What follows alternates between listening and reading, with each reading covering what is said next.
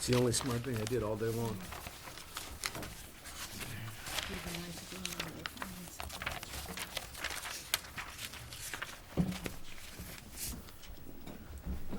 Okay, we all set? Okay. How we doing? Good, thanks. Okay. All set? Okay. Welcome to Cohasset. How are you doing? Very well, thank you. Good. Well, we're going to ask a lot of questions. What we're really looking for is a conversation with the board and Sure. yourself. So my first question is, what is it attracts you to Cohasset? And please tell us about yourself and in particular, how your experience and training. To call the meeting to Oh, order. thank you. Call the meeting to order. Yeah. Yeah. Thank We're all you. about process Kurt's still here. rushing. Yeah. So please tell us about yourself and your particular, how your experience and training qualifies you to help Cohasset meet the challenges described in the profile. Great. Well, I'd first like to thank you for having me here to interview, and I think the idea of getting the tour and meeting with the staff it worked out very well. It's nice to good. talk with the staff. On occasion, I'll come up, and I did come up early, spend some time in town, but try and meet with the staff to get a feel for what things are going on in the Yeah. town. But it was very beneficial for me. Great. What attracts me to the town, the last town I managed was Charlestown, Rhode Island, and Charlestown, Rhode Island it's a tourist community on the coast. It's smaller than Cohasset, and I'm looking for a town I'm not looking for a town smaller than Charlestown. I'm looking to work in a community that's bigger to create a few more challenges and opportunities for me. I like working in a coastal community. I live in North Kingstown, and I live close to Narragansett Bay. I like being near the coast, and dealing with emergencies, weather-related emergencies, tropical storms, flooding.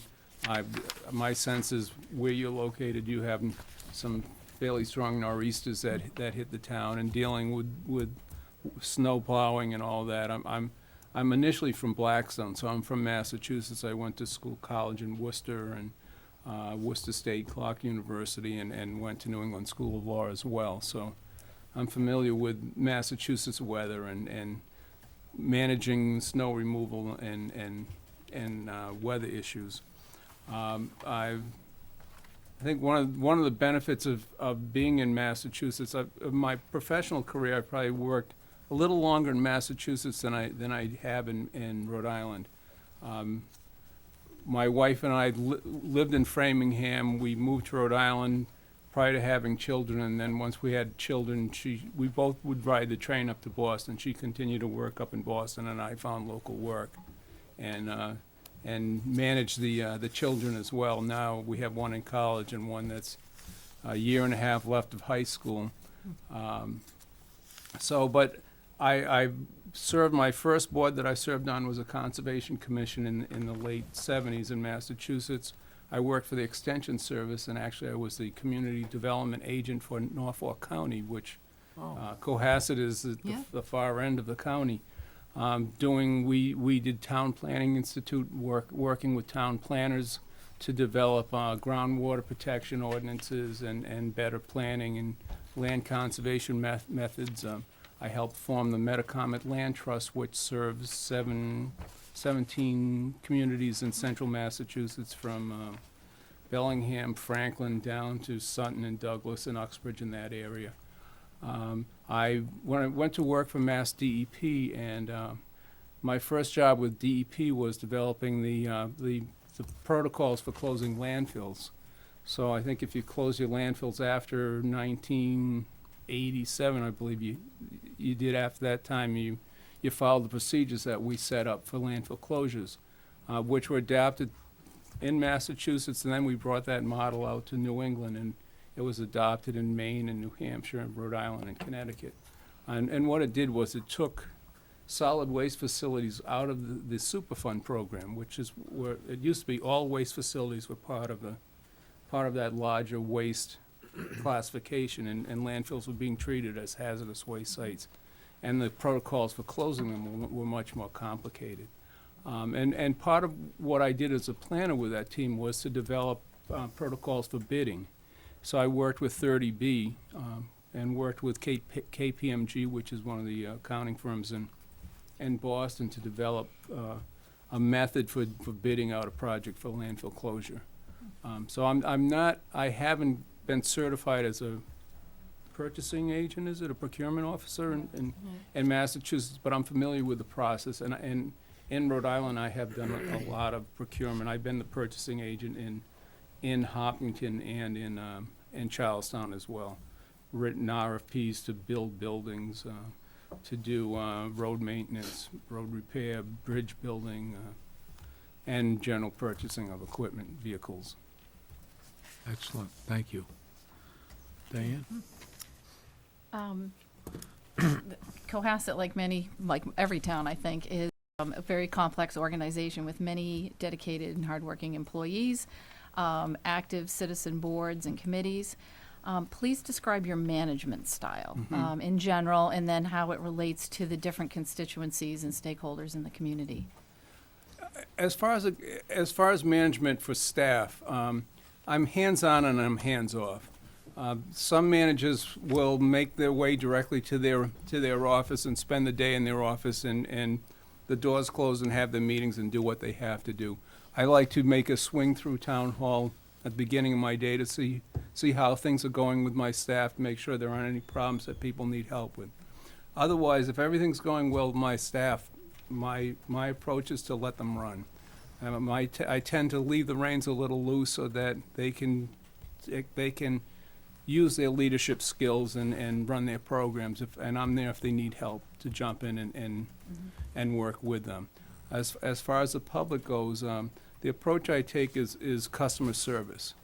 And one of the first things I tell my staff is that we are paid by the taxpayers, and one thing I don't want is to have citizens coming into the town hall and leaving not feeling like they're satisfied. I want people leaving town hall with a smile on their face, feeling like they were treated the way they should be treated and got what they needed to have done. Okay. Just a little Oh, you have follow-up a comment. I follow-up, mean, yeah. one of the great things about this community is, I think you'll find that the employees can be left alone, because they're for the most part, they're all very dedicated, Professional. hardworking, professional. I'm sure you gleaned that really quickly when you met them earlier. And I should also say, I have an open door approach as well. So when I'm in my office, my door's open, and unless I'm in a meeting, if someone needs to come in to talk with me, they're welcome. Either staff or someone from the town wants to come in and ask me a question about something, I'm always available. All right. How have you grown as a manager, and what are your top 2 strengths? What are your top 2 weaknesses? How are you trying to improve on your weaknesses? Are you having any success? Describe. This is how you operate as a manager. I think one of my strengths is my ability to build a team. I've fortunately been a manager for a long time. I had my first job as a public administrator in 1979, running an energy, back when the state used to do energy audits before it was handed over to the utility companies. There was a model system that was set up, and it was actually run through the CEDAR program. And I came in while I was in college as a CEDAR employee to do that, and ended up being the manager. So I managed an office with a team of staff that I was sending out to do energy audits. And at that point, I wasn't the best of managers, I'm sure. But as over time, I think I've improved. I've always, when I've taken positions, drifted towards becoming a manager and leading a team. And I think I'm a good team leader. I think over time I've learned a lot about management. I was fortunate to get a scholarship to go to Harvard Kennedy School for state and local senior officials, and went through a training in government and leadership in 2011, which helped me a lot. And I went back and started to introduce these leadership exercises with my staff in staff meetings to help them become better leaders as well. I think for local employees, especially department heads, leadership is an important skill, and knowing how to work with the public, and these are 2 things that I think I do well in and promote with my staff as well. And any weaknesses, and also a special success in as you were a town manager in like Hopkinton or Charlestown? Okay. I think one of my weaknesses, and I think kind of led to my separation from Charlestown, was my failure to advocate for myself. There's a situation where there were allegations being made about that I had withheld information from the council, which wasn't the case. And I think had I spent more time advocating about informing the public about the process, I don't think it would have changed the outcome of our separation, but I think it would have been more clear that that there wasn't any wrongdoing in what was being alleged. As far as experiences, I was employed in Hopkinton on June 6th, and when I went in the first week, I was told that our tax assessor had not completed a full revaluation that had started the prior fall. Now, bills had to go out, and we had to go to financial town meeting on June 23rd. So I met with the tax assessor, and I said, "What's the problem?" And the tax assessor says, "I'm not happy with the way this reval company is doing their revaluations. I've been changing a lot of the data as they come in, and I want to change all the data before I send out the bills." I said, "Well, the process is that the revaluation company sets the values, the bills go out, and then the homeowner, the property owners have the option to go and challenge the bill if they don't think it's right." Well, I don't want to do that. I want to review it first. So I said, "You have till Friday to send the bills out, because in 2 weeks we have a financial town meeting. We have to get the bills finalized. We have to set a tax rate, and we have to set our budget based on that tax rate before we can have a financial town meeting." So I instructed this person to send the bills out by the end of the week. And that did happen. We went to financial town meeting, and the first thing I had to do, I had a council member and the tax assessor advocating to redo the revaluation, start fresh and have the town pay for new revaluation. And I had to advocate to accept the process the way it's been done and explain the process for challenging an assessment. And I was able to convince the people at the financial town meeting to accept the revaluation, the bills, and we went forward. It was very stressful. There was a few nights where I wasn't sleeping trying to get through the process, but we was successful in having the mill rate set.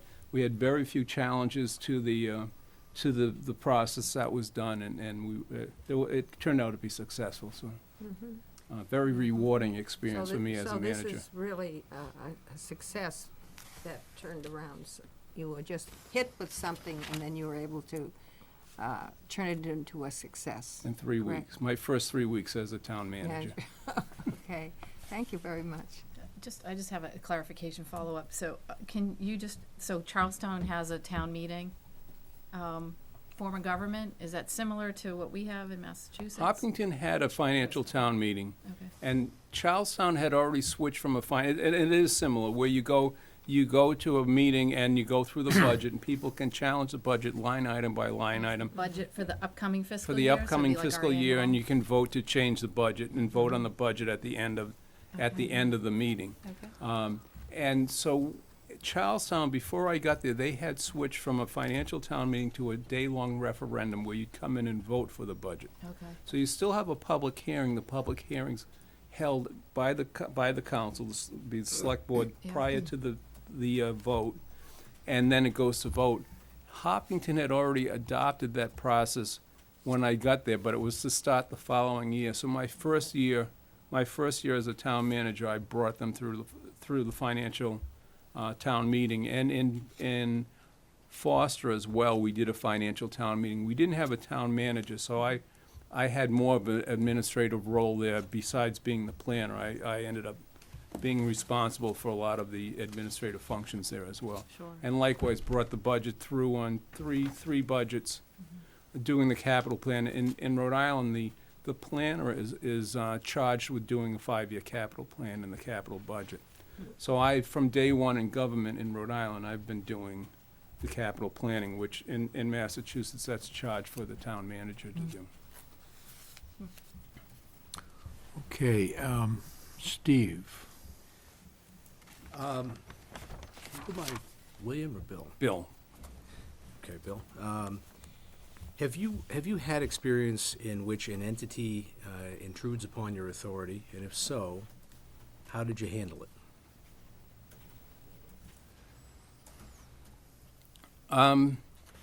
I guess one of my experiences was a former council president who had not been reelected, who would actually come into the town hall and be very loud and disruptive in the town hall.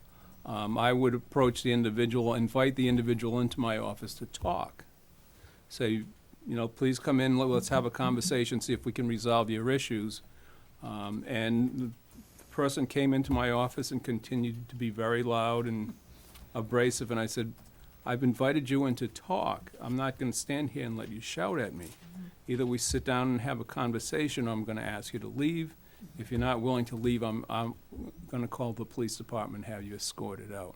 So that's, it's a hard approach to take, but that's, the person left and said, I'll be back, and shaking his hand on his way out the door, but it did resolve the information. And one of the things initially we ended up doing was putting alarms in a couple places in the town hall, one where the money is collected, another at the clerk's desk, so that if something even more explosive happens in the town, we're able to get law enforcement there fairly quickly.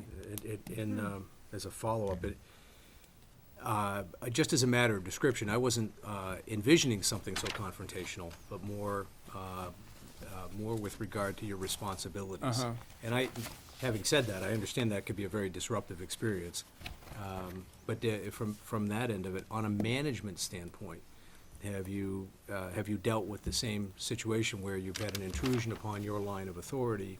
And if you have, how did you deal with it such that it may have been resolved? Well, Hopkinton and Charlestown were different. In Hopkinton, I was a manager, and Charlestown, I was an administrator. In Hopkinton, I had an employee who had filed a grievance because of a directive that I had given the employee, and the employee would not follow my directive. Mm-hmm. And I had to continue to say, this is, you need to comply with this or you will be disciplined. And the employee asked to meet with the council president, so the council president, I met with the council president beforehand and said, these are the circumstances, this is my position, this is where I want to go. And again, myself with the council president met with the employee and resolved the matter. Okay. And as an administrator, there's more responsibility with the council than in a council manager point of view. But my feeling is that it's best to try and get consensus between, especially when there are issues of significance, that there's a meeting between the council and council members and the managers to make sure everyone's taking the same approach. Particularly with, say, collective bargaining agreements. My feeling is I sit down with the council and set some directives as where we want to go, so that I'm not out there negotiating on my own terms and coming back to the board and saying, this is where I am with the contract. I want to at first know where you want to be before I go into start negotiating, because it's your town. I'm here to manage it, and follow the directives of the select board. Thank you. Karen? Just had to write this thought or I'll lose it. I just want to focus a little bit on the budget process, and, as in any town, the budgets are challenging in these days, and is an important aspect of the town manager's position. Would you describe your experience, and you've gone into a little bit of it already, about preparing the budget, who you involve in the budgeting process, and then once the budget is set, how you ensure compliance and monitor whether the revenue and spending is on target? I've done 6 municipal budgets, 3 in Hopkinton, where I worked with, let's say, 3 separate finance directors. And in each case, I've sat down with the finance director and prepared my budget to give to the council, met with the council, went through the budget line item by line item, and then brought it to vote either by ballot or by town meeting. And in Charlestown, I had a finance committee. So I, again, met with my chief financial person, in this case, treasurer for Charlestown, went through the budget, developed my budget, sat down, typically look back a year, if not 2 years, where we are in the current fiscal year and how spending's going, looking at, what direct costs are going to increase, what's likely to stay the same. I think we're seeing, what I've seen in Rhode Island with health insurance is that there's a percentage increase you can expect. Dealing with the state money, how much money is coming from the state, and that typically is going on a downward trend. And I don't think I've ever budgeted more state aid than the year that we're in. Typically, it stays the same or goes down some. And build that budget based on where collective bargaining agreements say things have to go. I mean, there are a lot of fixed items that stay the same, and trying to figure a way you can reduce things. I know in Massachusetts you have Prop 2.5. In Rhode Island we have, it's called 30/50. And with 30/50, it was over a 5-year process where it started at 5.5% and locked in at a 4% maximum increase. So it's always trying to stay under the cap. And it's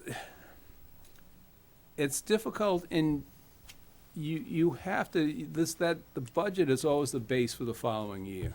So you have to continue to grow the budget, because if you try to freeze a budget, you can get stuck. And I've seen this happen with some of our Rhode Island communities where they said, I'm not raising taxes, and then they get stuck during that year, and the next year they're starting at a lower base and they have a cap that they can't. So you have to be realistic with your budget. But I get my budget where I'm comfortable with it, and then in Charlestown, work with the finance committee. The council would always adopt what the finance committee recommended. The council approves the finance committee's budget, and then it goes to a vote as well. That's a follow-up on Yeah. that? Or Karen, if you have one. No, go ahead, Steve, that's fine. So if I understand the way that you've worked with in the past, is your baseline assumption is that what existed previously for services, or the allocation of those services, or the priorities, is what you're going to use as the baseline for the future years? Yes, as opposed to starting a zero sum and trying to work from that. I like to use that as a baseline. Not saying that this is necessary, and in some cases I'm looking at where we can make reductions, but utilities are typically gonna be the same, unless say for energy efficiency, if you have some sort of ESCO or something happening that's gonna change the cost of, or a reduction in building to reduce costs for energy and fuel. You look at, the first thing I do is the capital budget to see what we can do, what we can afford to do, and then work pretty much from the budget from the prior year, again, comparing where we are in the year. So if it's November now, probably December, I'd be starting to budget and having forms going out to my department head saying, I need a budget by such and such a date, when they have to submit to me their proposed budget. I mean, the first step is working with proposed budgets from department heads, and meeting with any major department, meeting with them to see why there's a variance if it's different from what it was the year before. And your past experiences especially with respect to capital, which you had just mentioned, is working with capital from within the operating budget? As well as part of the budget. I do the capital budget and then roll that into the general budget. Okay. So it'd be capital, operating, and schools. Yep. I just had a follow-up here. So, did you normally work with your council on the budget ahead of time to ensure, or did you work with them along the way? When you say that the council, pretty much approved what the finance, so what would happen if the council had a differing opinion on a budget?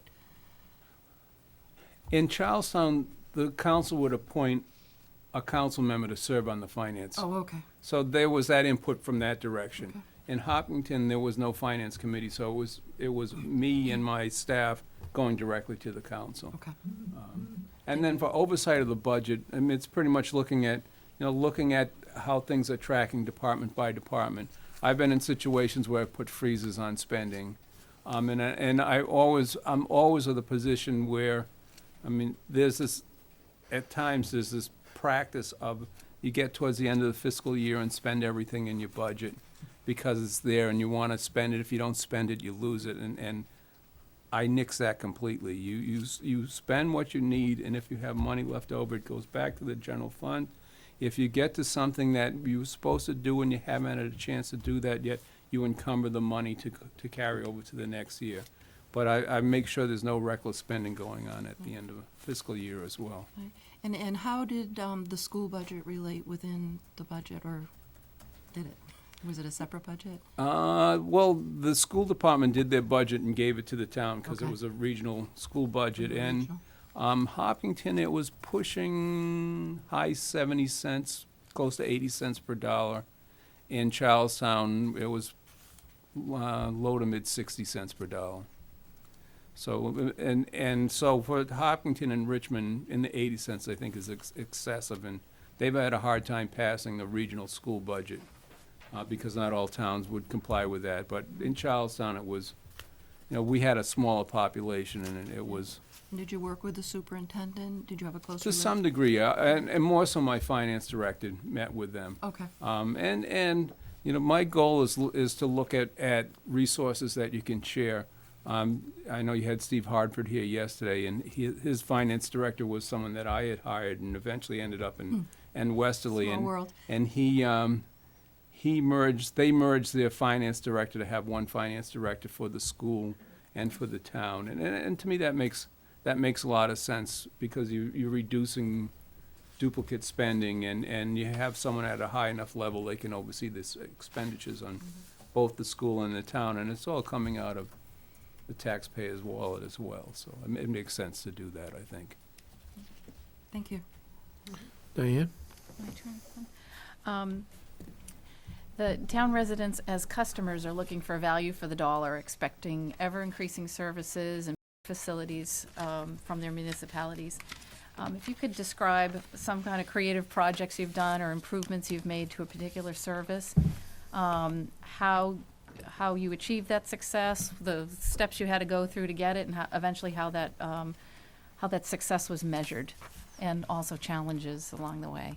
I'll talk about two projects, both recreation-driven, because it seems like recreation and elder services are two of the bigger demands for a community. Thank you. We had a driving range in town, and it was a privately owned driving range, and we went to our state environmental agency to get open space money to purchase the land. And this is prior to my coming to the town. The state gave the town the money to purchase the land, but said they wanted it to become a more of a park, and the town continued to operate it as a driving range. And as time went on, and they did some changes to the road, it began to lose money because it was harder to access. And so it was operating in a deficit.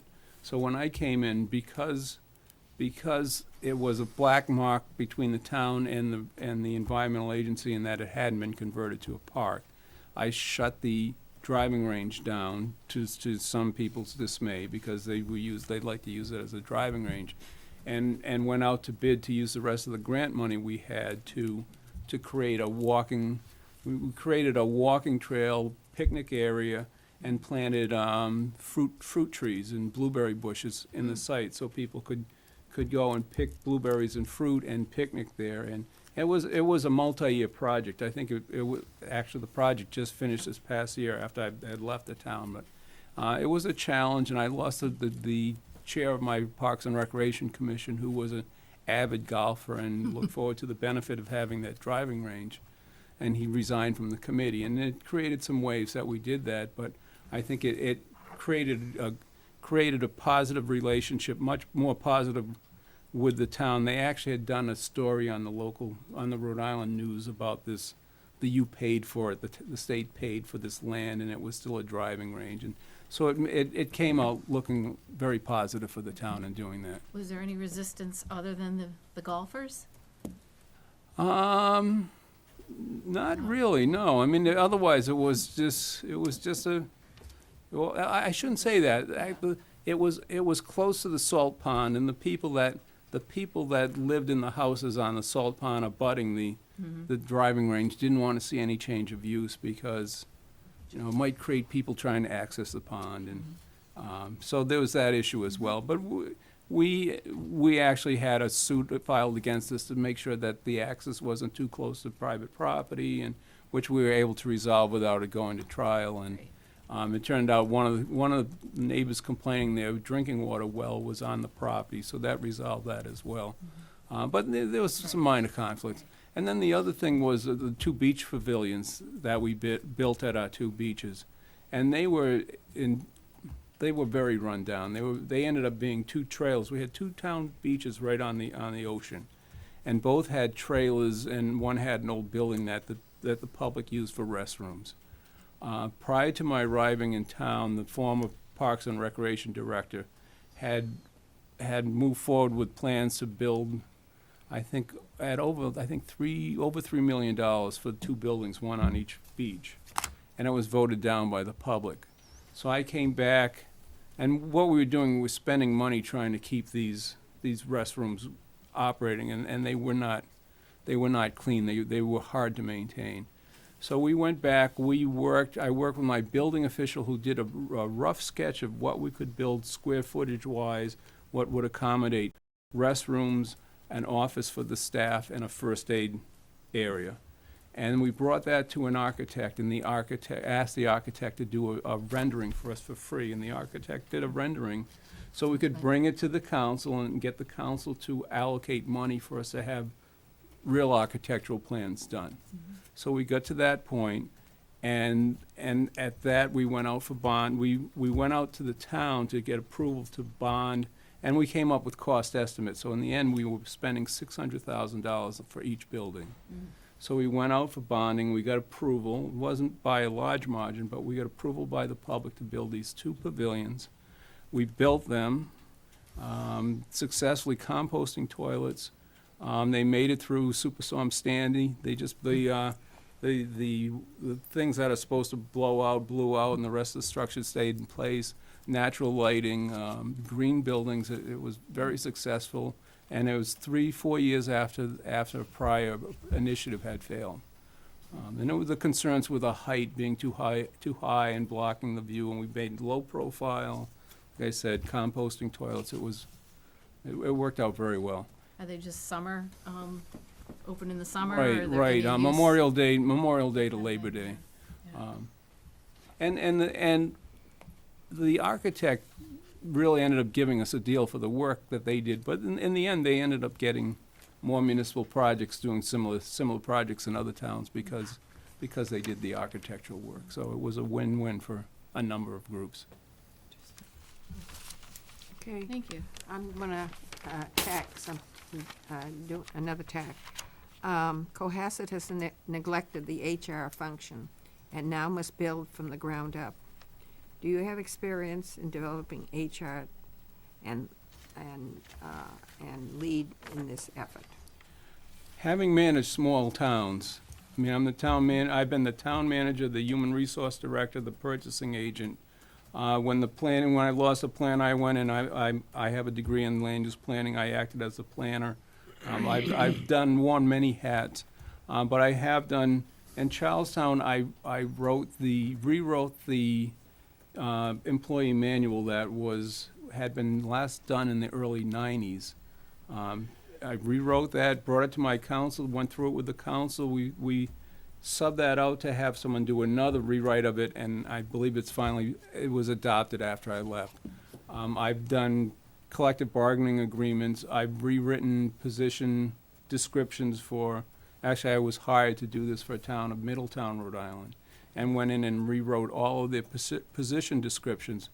They were in a situation where they had a large staff, and people were doing specific functions and willing to overlap into other functions, so they wanted to have the descriptions rewritten to create more overlap in responsibilities.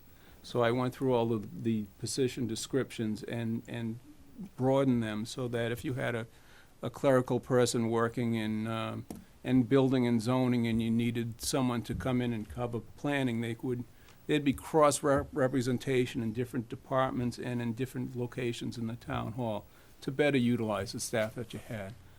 So I've done a great deal, of human resources work. As an attorney, I'm required to do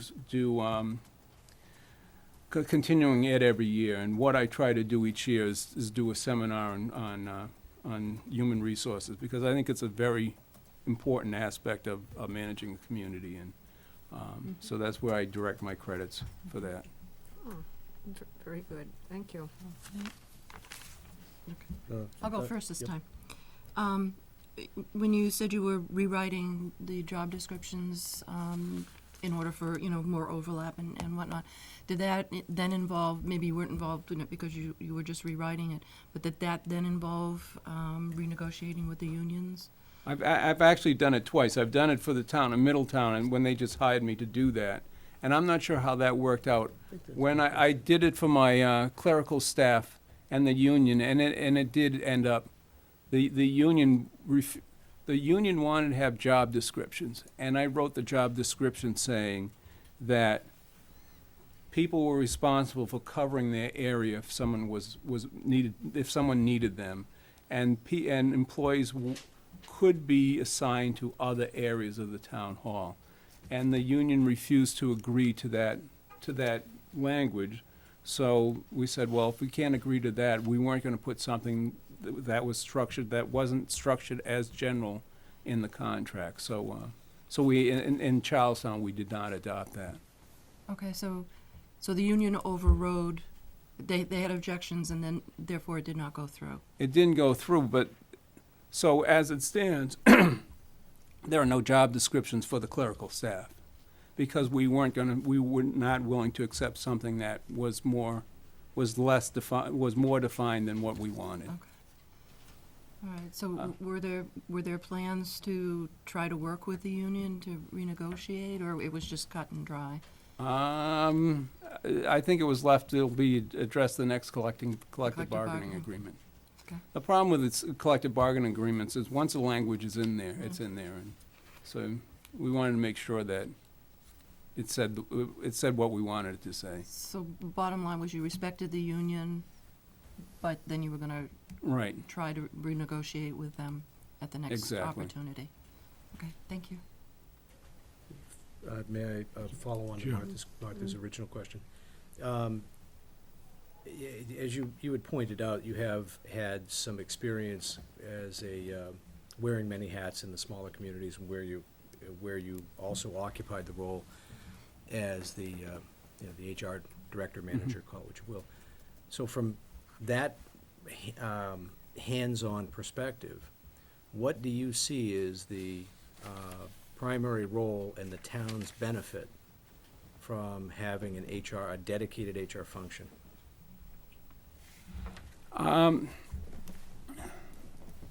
One of the things that I've done, actually, in Hopkinton and in Charlestown, is to appoint a woman department head as a assistant HR person, because I feel it's important that if female staff have a complaint that they don't want to bring to me, there's someone else they could bring the complaint to. So I think, from that perspective, that's important. It really depends on the community, how much activity is going on in HR. I mean, if it's encompasses a lot of times, and it tends to ebb and flow as well. I'm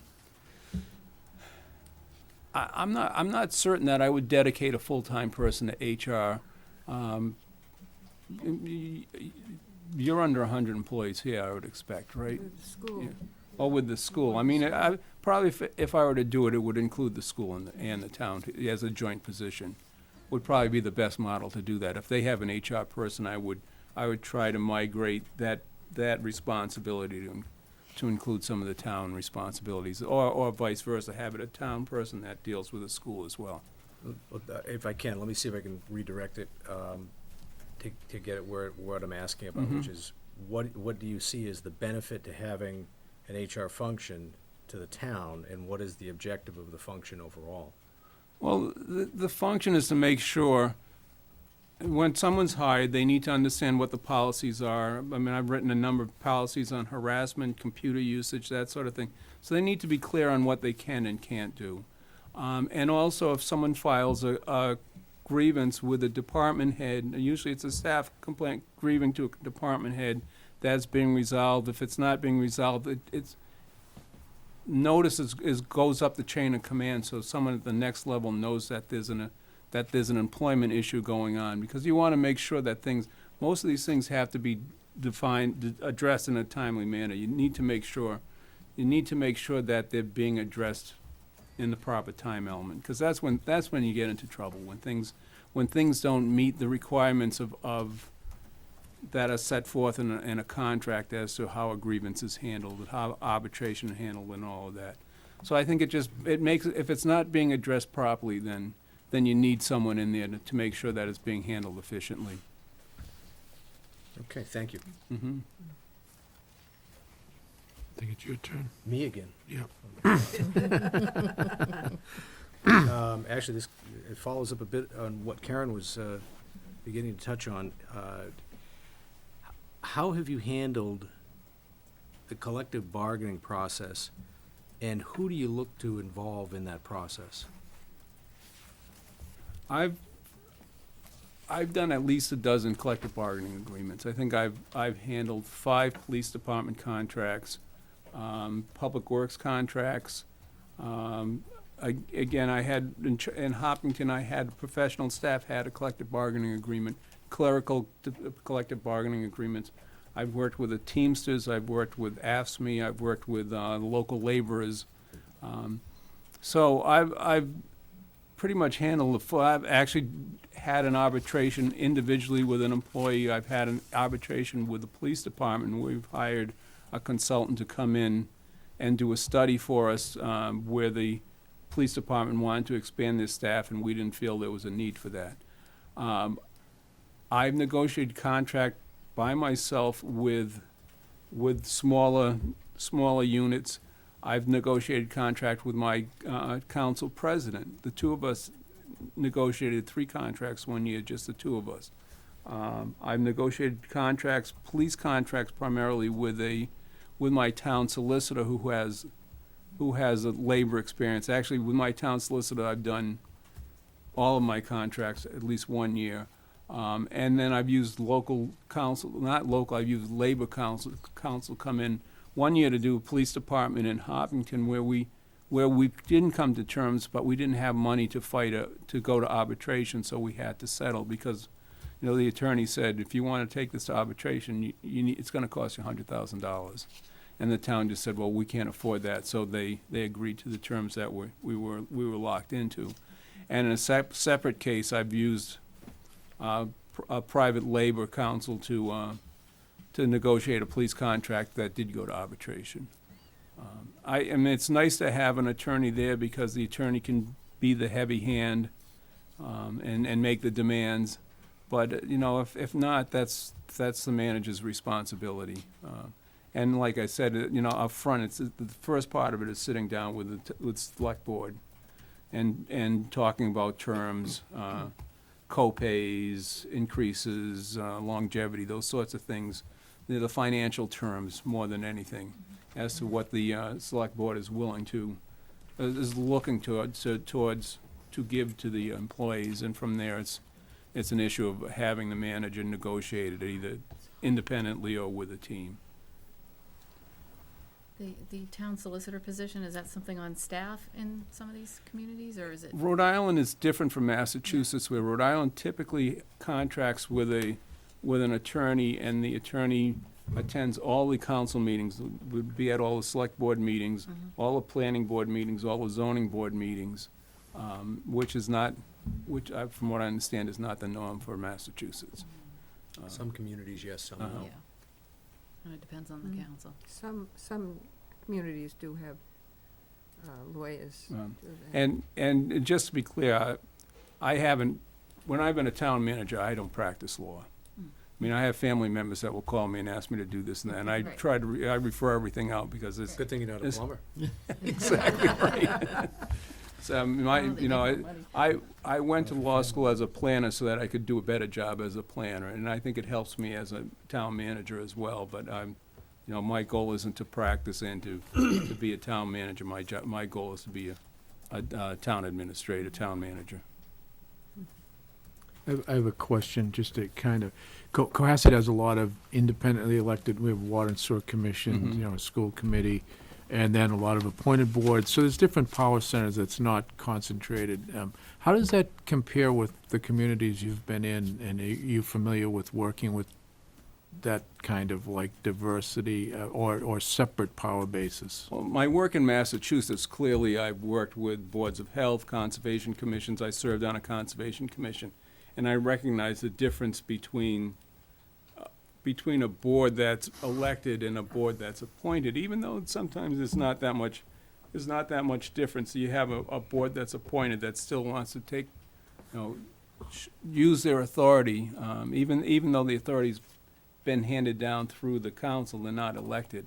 You know, I think from the town employment point of view, most employees have a board that they either work with or they represent in terms of providing services, and it's more making sure that there's good relationships between the employee, the health agent and the Board of Health, the conservation agent and the Conservation Commission, the planning and zoning officials with the planning board and zoning boards.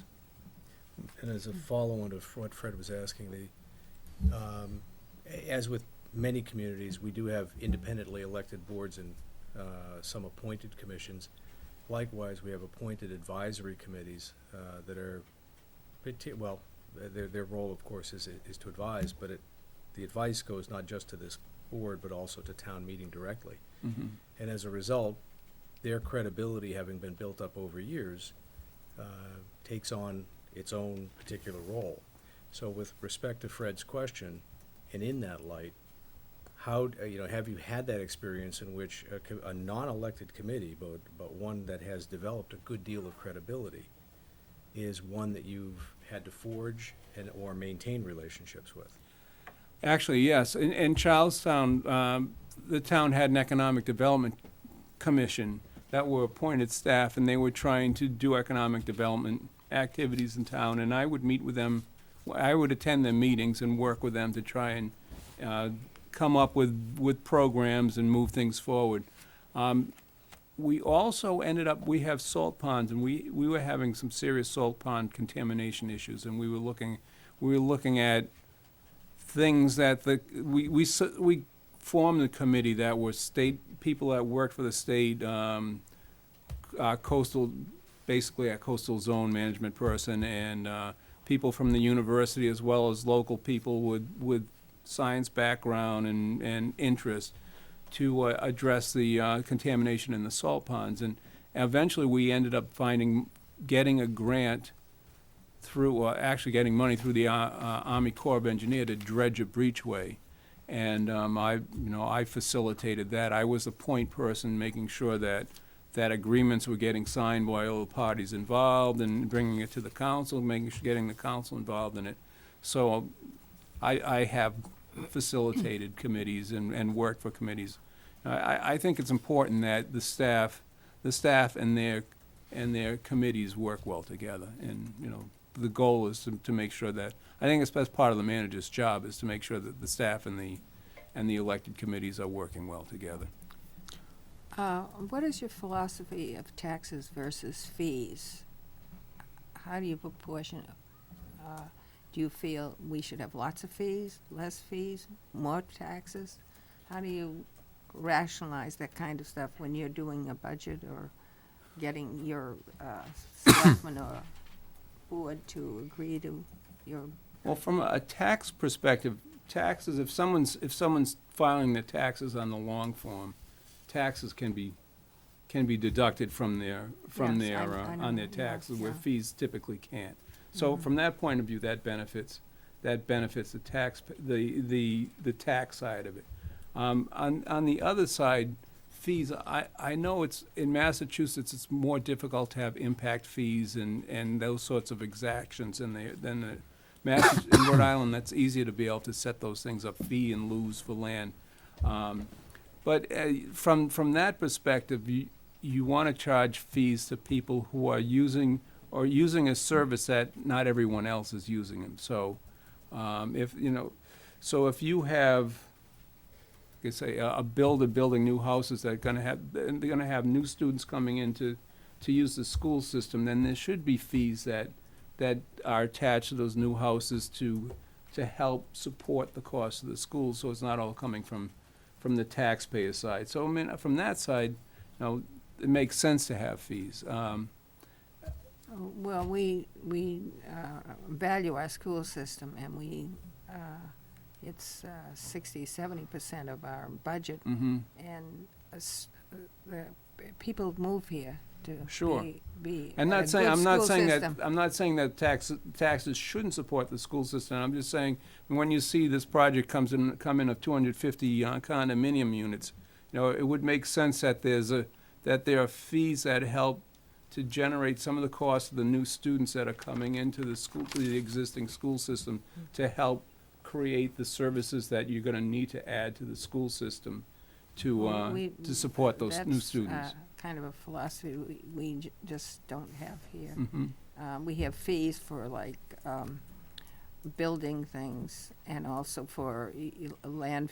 Right, solid waste, it's a solid good waste, example of beach fees and so having forth. a pay by the bag fee. I think that's a great idea, because people think more about the waste they're generating because they're paying by the bag they produce. I mean, that's, Do you have regional schools? in the town I live in, I don't. In the town that, three of the four towns that I worked in, I did, yes.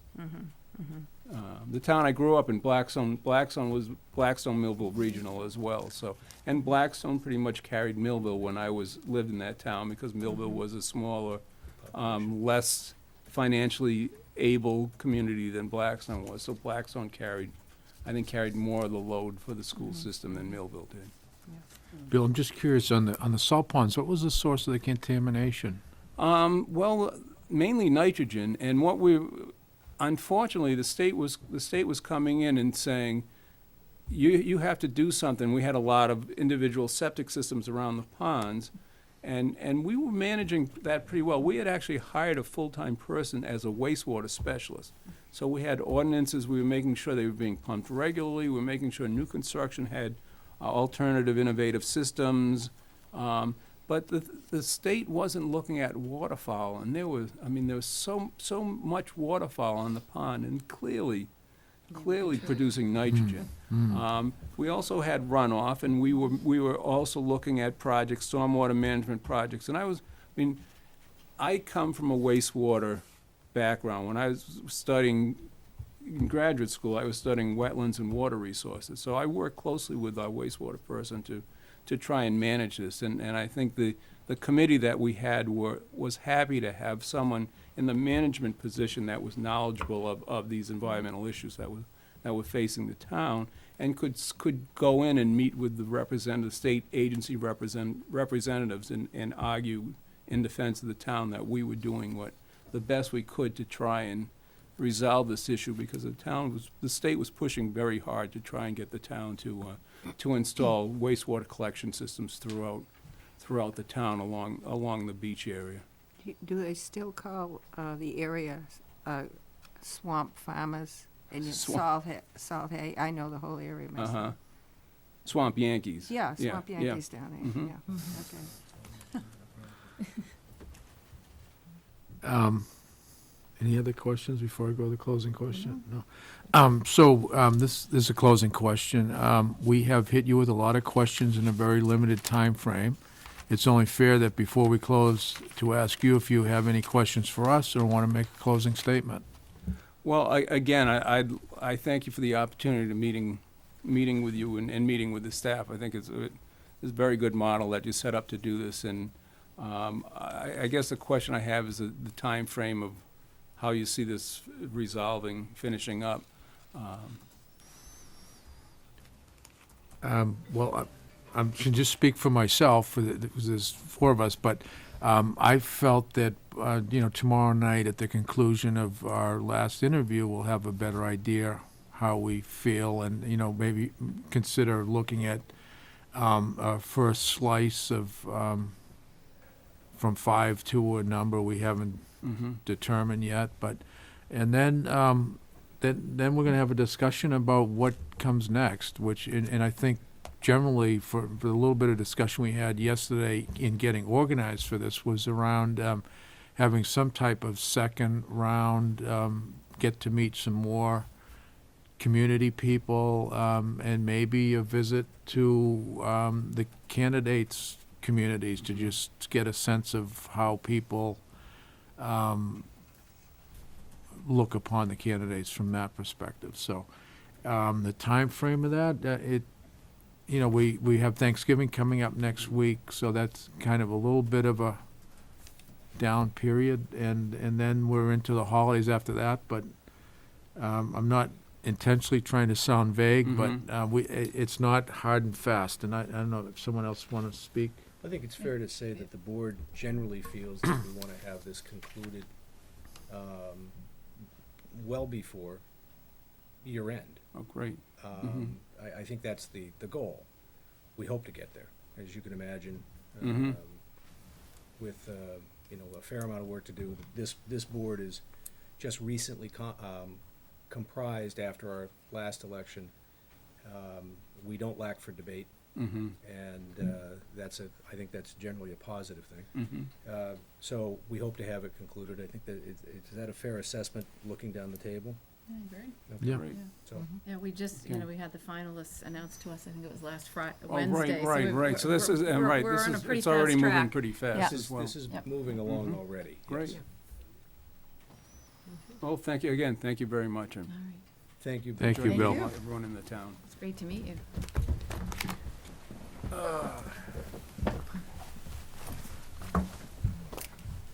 Thank you for coming. Bill, very nice to meet you. Very nice to meet you. Thank you, nice to meet you. Bill, thanks Bill. for making the trip up. Okay, we're Yeah, gonna take get a, that GPS going.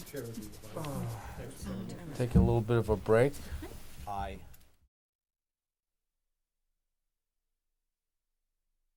Okay, we're all set. We'll call the meeting back to order.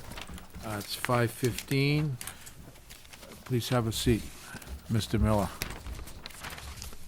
Welcome to Cohasset, Mr. Miller. Thank you. Hi, how are you? Hi, How you doing? pleasure to meet you all.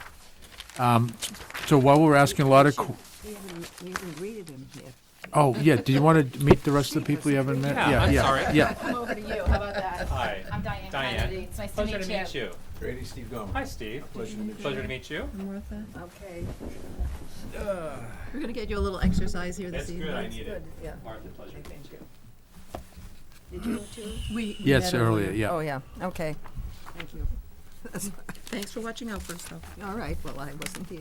So, Mr. Miller, while we're asking a lot of questions, what we're really looking for is a conversation with you and the board. And my first question is, what is it that attracts you to Cohasset? And please tell us about yourself, and in particular, how your experience and training qualifies you to help Cohasset meet the challenges described in the profile. Okay. Well, I have to tell you, what really attracts me to Cohasset is it's really the gem of the South Shore. I mean, this is an area that is just utterly beautiful to the eye. And I don't know if any of you have been to Narragansett. It's kind of the same for Rhode Island. It's southern Rhode Island, the South County. Narragansett is kind of the same. And it attracts me here because this is a small town, and I enjoy working in small towns.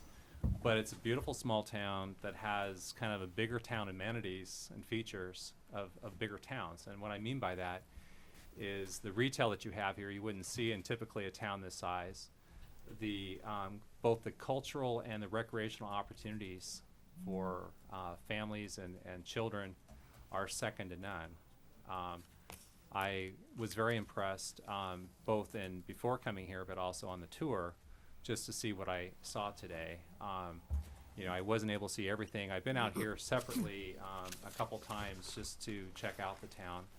Cohasset has an excellent reputation, and as far as the community, just being a really nice seaside community. And it's just, you don't see these types of communities. It almost has that look and appearance of being in southern Maine.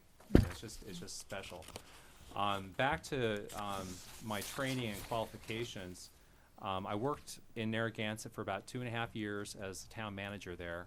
I have 26 years of local government experience, starting off in California, where I received my bachelor's degree in public administration with an emphasis in city management from San Diego State. And I'd like to add, I've lived almost more than half my life along a coast. I grew up in Huntington Beach, California, went to San Diego, and kind of did the other extreme. I moved to Arizona and lived in the desert. And that was for economic reasons. Could not afford a house in the Los Angeles area, so my wife and I had a young daughter. And there was this incredible opportunity for assistant to the city manager, which is a city manager career track position. They don't really call those, you don't see too many positions, although there was one here in this town. But it was a great opportunity in Peoria. It was a rapidly growing community in the Phoenix area. When I started in Peoria, it was a 50,000 population community that over 19 years became 160,000. And Wow. you're probably familiar with the Phoenix area, but it's we border Phoenix and Glendale, which is where the Arizona Cardinals and the Coyotes NHL team plays. And we had our own sports complex where we had the Seattle Mariners and the San Diego Padres spring train.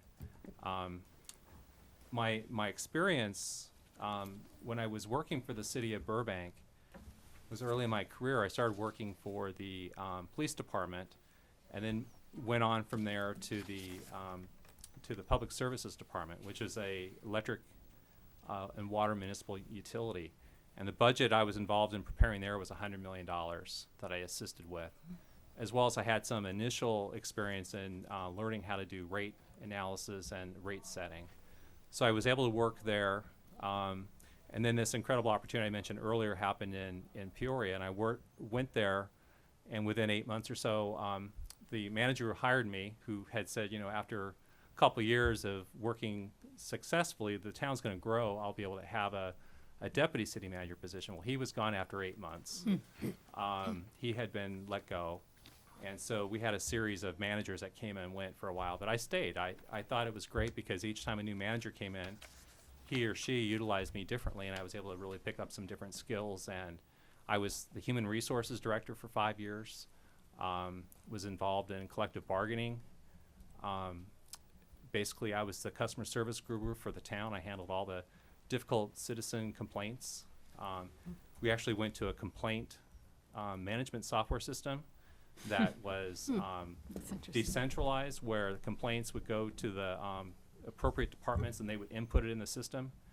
And I was the one that oversaw that. And each week, we had a district system for the council. So each week, I would print off and give each of the council members by district the complaints that were in their district. But also, it would show the ones that had been closed out and how they were closed out. So I've had a lot of experience in customer service. I did that job for 12 years, and then I was promoted to head up a new department called Communications and Public Affairs. And so that department actually had, it was a great department that had special events, marketing, tourism, public information, and we had our own government access channel where we actually produced top quality award-winning television shows. Now, all this was new, and we also started televising the council meetings and streaming our council meetings. So all that was something I had to learn very quickly because the mayor and the city manager said, you know, we want to do this within a year. So, and I didn't have the staff, and I had to create the resources to make this happen. So I did that for about 7 years, and then there was an opportunity to become the deputy community services director, which is like a Parks and Rec department. And it was a very large department that had 140 full-time employees in that department. And so my job was, as the number two, I handled all the difficult personnel matters, as well as I was over the administration division, which included budget, personnel, procurement. We had a $20 million budget just for that department. So then I went to Narragansett. I was the town manager there. Narragansett's about 16,000 people. The combined budgets of the school department and the town are 50 million. It's roughly 50-50. It's 50% town, 50% school department. And when I started there, we had a $2 million shortfall that first fiscal year that I was involved in the budget. I started in February. We're involved. The budget had already been put together, and there was a projected $2 million shortfall because the state was holding back on state shared revenue, which I know it's happened in Massachusetts as well as Rhode Island. So I had to come up with ways to manage through that situation. And so it was I managed it through a combination of budget cuts, revenue increases, and collective bargaining concessions. And it was very difficult because it happened very quickly from the time I started. One of the things I did when I first started and when I was interviewing, I told the council members that there was a collision about ready to happen in the town, and that was the situation with OPEB, and we had our own private pension. And the private pension, what I mean by private, it was a defined benefit pension. It was 70% funded, but there was like a $40 million unfunded liability, and the town had not been meeting its obligations for the annual required contribution, or ARC. So you're probably all familiar with that. And then on the OPEB, it was an $80 million OPEB unfunded liability. So I brought on actuaries to actually assist us with coming up with options.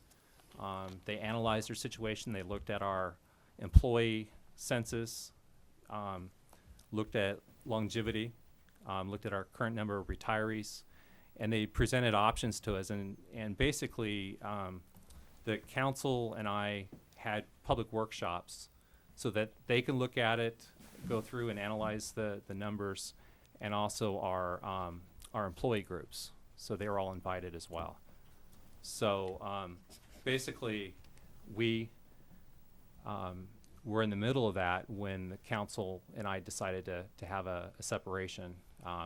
Basically, what was going on is the council and I got along, but I had a couple council members that wanted to be more involved in the day-to-day operations of the town. And so there was just a couple situations that I felt very uncomfortable with. So basically, it was a mutual parting of the ways. So I don't regret it. I think I had a great experience. I had a lot of accomplishments there. I should say we, because it was really the staff and I and the council accomplished a great deal in the short time that I was there. But I think that a lot of what Cohasset issues are very similar to what we had. I also have a very good way of myself with interacting with people. I worked very closely with the boards and commissions that we had there. Particularly the finance and economic development committees, the Land Conservancy Trust, and the Recreation Advisory Board. And basically dealt with a lot of their issues and was very supportive of them. At the state level, we had a lot of state property in town. We have most of the public beaches are state operated by Department of Environmental Management, and they also operate the Port of Galilee. And so I worked very closely with the deputy director, and also worked very closely with the Department of Transportation, because two of the highways that run through town are state routes. And so when we had issues with their maintenance of them or lack of maintenance, I was able to get a hold of the director and work with him on trying to get those resolved. And then also, because we were a coastal community, much like this town, we had an issue where we were trying to get sewers in this area called Jerusalem. I don't know if you're familiar with Jerusalem, but there's it's considered a barrier beach by the Coastal Resource Council. and it's bifurcated from a harbor between the Port of Galilee, and it's been built out for many years. And the Coastal Resource Council basically said no before I was ever town manager a couple times, that no, we could not have sewers in that area. And the residents really wanted to have sewers. And there was no reason why they couldn't have sewers, other than the fact that their regulations basically wouldn't allow it. So I worked through those issues with the department, the CRMC, and we had to have some concessions on the part of the property owners not to overbuild the area because they had concerns, environmental concerns. So I guess what I'm trying to say is, in addition to management, I have really good, excellent skills in diplomacy, working, with individuals, small groups, politicians. I testified many occasions at the state legislature on bills impacting Narragansett and also in Peoria when I worked in Peoria. So I just kind of wanted to just talk about those. I know HR is a concern as well, risk management, those issues. I've worked in those areas. In Narragansett, I basically did a major update to the personnel rules that we had there, modernized them to be up to date with family medical leave, ADA, and also Fair Labor Standards Act. They were like 30 or 40 years behind. There with that note. Not quite as much I'm as curious, with the state property, did they have any payment in lieu of taxes for that, or was it a burden on the town? No. The state, do they pay that? Well, what- some, No, it's a good point. Yeah. Like, we're universities, like our next door neighbor had the University of Rhode Island, and as a state institution, they received, it's called Pilot, and they received funding. What happened was with us, the beaches, for the parking revenue, they would give us about $200,000 a year. So they actually increased their rate, but then legislatively, the legislature said, well, it won't go into effect for like the following year. And so as it worked out, we didn't get that 1 year, even the 200,000, Right. Oh, because the way that my. they did it. So we got it like the following, so we were short. That was something we had to try to make up. yeah, yeah. And that was to reimburse us for the law enforcement and fire emergency medical that the beach requires during the summertime. Right, right. Well, thank you very much. Sure. Diane? I just want to ask one little You sure. kind of follow-up question from some of his comments. And actually, I think you're going to find a lot of our questions you've started to address, which is great. But we, as you know, we have other candidates, and they many of them are from Rhode Island, and everyone has mentioned an Economic Development Commission. Is that something that's is there a staff person in Rhode Island? Is that something that's kind of legislated that every community has one? Well, I'll have to tell you, before I started the town of Narragansett, our council, it was actually one council member had the foresight of doing that and recommending the creation of an Economic Development Commission. I think it was created in 2009, like late 2009, and then when I came on, I started working with them. What's unique about Narragansett is that we actually were one of the first communities that had a economic development plan. And rather than working in a vacuum, a lot of times towns might hire consultants to actually do a plan. And well, this really, because of we have some differences of opinion about tourism, and the townies don't like tourism. And so what we ended up doing, and it was great, it was a public engagement process. We had public forums, and we had a facilitator. I was able to receive a grant from the State Economic Development Corporation. So it was roughly $10,000 to pay for this facilitator. And so we had a series of public forums, and we had these group exercises, and we were able to do some strategic planning. And in the end, we ended up having three major areas of the town addressed. We had the Port of Galilee addressed as a separate area for obvious reasons, because it's like the sixth largest fishing port on the east coast. And then we had the north end, which is a different animal altogether. And then we had the center of town, it's called Narragansett Pier. And we had stakeholders such as business owners. We had the various different Boards and commission members were all invited. We have like 23 of them, and they were all invited to participate. Residents were invited to participate. We had a lot of participation in this, and in the end, through a variety of different group exercises, we were able to boil it down to some priorities. And what was really good about it is we had some squeaky wheels, and you probably know about that in a small town, Yeah, actually. that some people try to dominate, small group settings. Well, they can only dominate the table that they were at and not the whole room. Right. And so that was a very effective tool, but yet they had their say. Stick them all at the same table. And there was, in the end, even those folks thought it was a very good process. And it was a model process for us to follow elsewhere. But again, we ended up having the first economic development plan of any town. Now, there were, I think, Warwick had an economic development plan, and so did Providence. But as far as a town, we were the first in Rhode Island to have an economic development plan. Wow. And then we actually, part of the economic development plan was to hire a coordinator to help implement the action items in the economic development plan. So now I'll get to my real question. So Cohasset, like other communities, is a complex organization with many dedicated and hardworking employees, citizen boards and committees, and of course residents. Please describe your kind of overall macro management style vis-a-vis each of these constituencies and how you can bridge some of the gaps. Okay. We talked a little bit about this with the department heads prior to coming here, but what I think is important is for a manager, particularly in a small town, to have an open door policy, basically.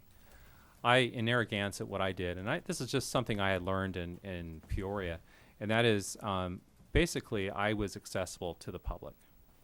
So long as I wasn't immersed in a meeting, my door was open, and my assistant actually helped me be the gatekeeper.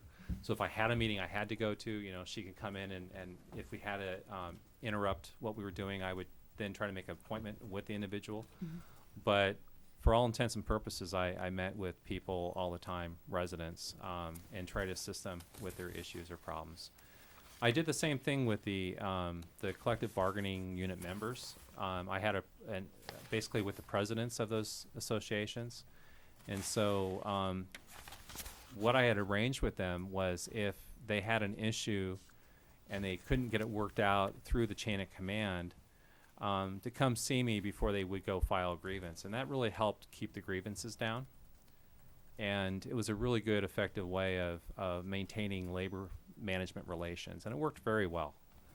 In fact, the entire 2.5 years I was there were only 2 grievances that actually were appealed beyond me to the personnel board. And, one failed and one was sustained. So, in any case, that's how we dealt with that. Now, at the department head level, I would have weekly staff meetings, and they were really more information sharing meetings. We would always look at the council agenda to make sure everything was on target, and make sure that if there was a presentation, they were all ready to do it before it would happen. We also worked collectively and collaboratively to try to resolve issues or problems, maybe organizationally. So it wasn't just the manager, but when there were priorities of the council, I would basically then make it very clear that these, there might be a priority that I would talk about at the meeting, and make sure that people were aware that this was a priority and we needed to work on it and resolve or be proactive on completing it. One other thing that I did with the department heads is I met one-on-one with each of them, and I coached them. Did this about every 3 to 4 weeks. And it was good because it gave us face time. You can't necessarily do that when you're in a meeting with a bunch of other people. So it gave him or her the attention that they needed. It also kept me informed. And I kept a project list for each department. So it kept me up to date as to where they were on particularly priority projects of the council, or things that were my priorities. So, and also I used the time just to try to help them through problems that they might have at the department head level with their departments. And it was a good working type meeting. So I think that's what you do. Communications wise too, I think that there's tools that you can do to communicate with the public as well as, an open door policy. So we were we had updated our website so that the website was much more friendly. We had a lot of information available. And we were just starting to get ready to publish a community newsletter. So, you know, it would go out basically to every household separately, not like being a bill or what have you.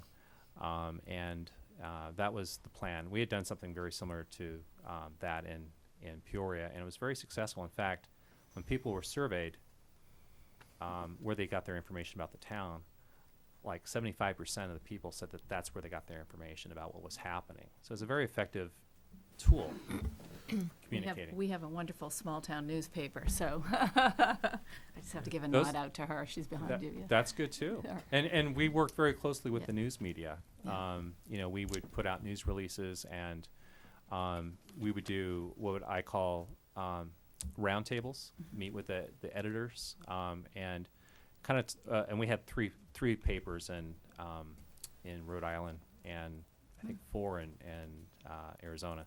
Anyways, and that was a very effective way to answer their questions, and you know, it helped when we had issues that needed to get out. So that it's a very effective tool. Absolutely. Thank you. Can I follow on that for just a question, for a minute? The website you were describing that you had updated was with Narragansett? Right. And And, how- and actually Peoria, because if you remember right, you know, the internet hasn't been around very long, and while I was in Peoria, we went through about 3 different iterations of websites. Right, Gore invented it, then it, okay. No, I seriously, how did you use the website specifically in Narragansett? I'm more Sure. interested in the more recent experience. Okay. In Narragansett, when I first got there, they had a real clunky way of having the council agendas on and minutes. The clerk's office would somehow scan them, but they were saved as a TIFF or a more of a graphic file than a PDF, and I didn't understand why we were doing that. So, one, we changed the format so it was more universal and something that would be available. But because of the open government, the council really wanted to be more open. What we did was we actually put our agendas on that had hyperlinks. So all the staff reports that were fully available to the council and to myself were available to the public, and they got everything. I mean, and it wasn't just the council meetings, but it was all the different boards that they could click on and get that information. And it was very useful. We had a calendar of events, and we also had where people could submit, I guess it would be like concerns or complaints that were more physical condition types, and then we use that as a way of tracking those in my office.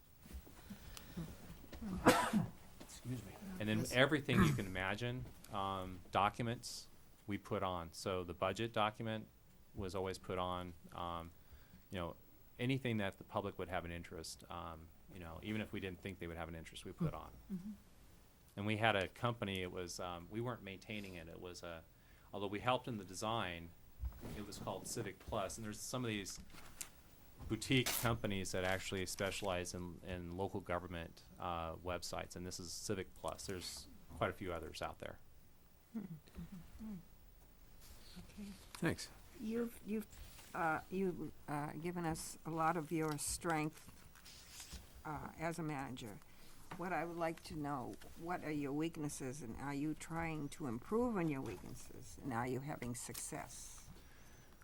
One of my weaknesses used to be public speaking. I was always good at speaking in small groups like this, but in front of, you know, a large audience, I would have, you know, some issues. And I had a really good mentor who's still a really good mentor and friend of mine, who was my city manager at the time. And he was great. He actually just kind of forced me in situations. He actually had me create an employee orientation program for all new hires, and I thought I was just creating it for HR. No, I was the one that was giving it.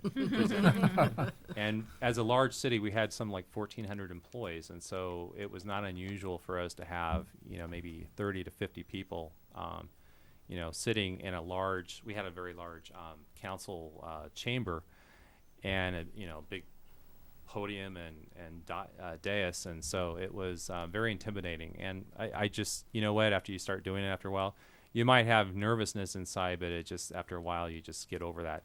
The other I would say weakness that I have is it's always been, and I think it's just the way I've been brought up, is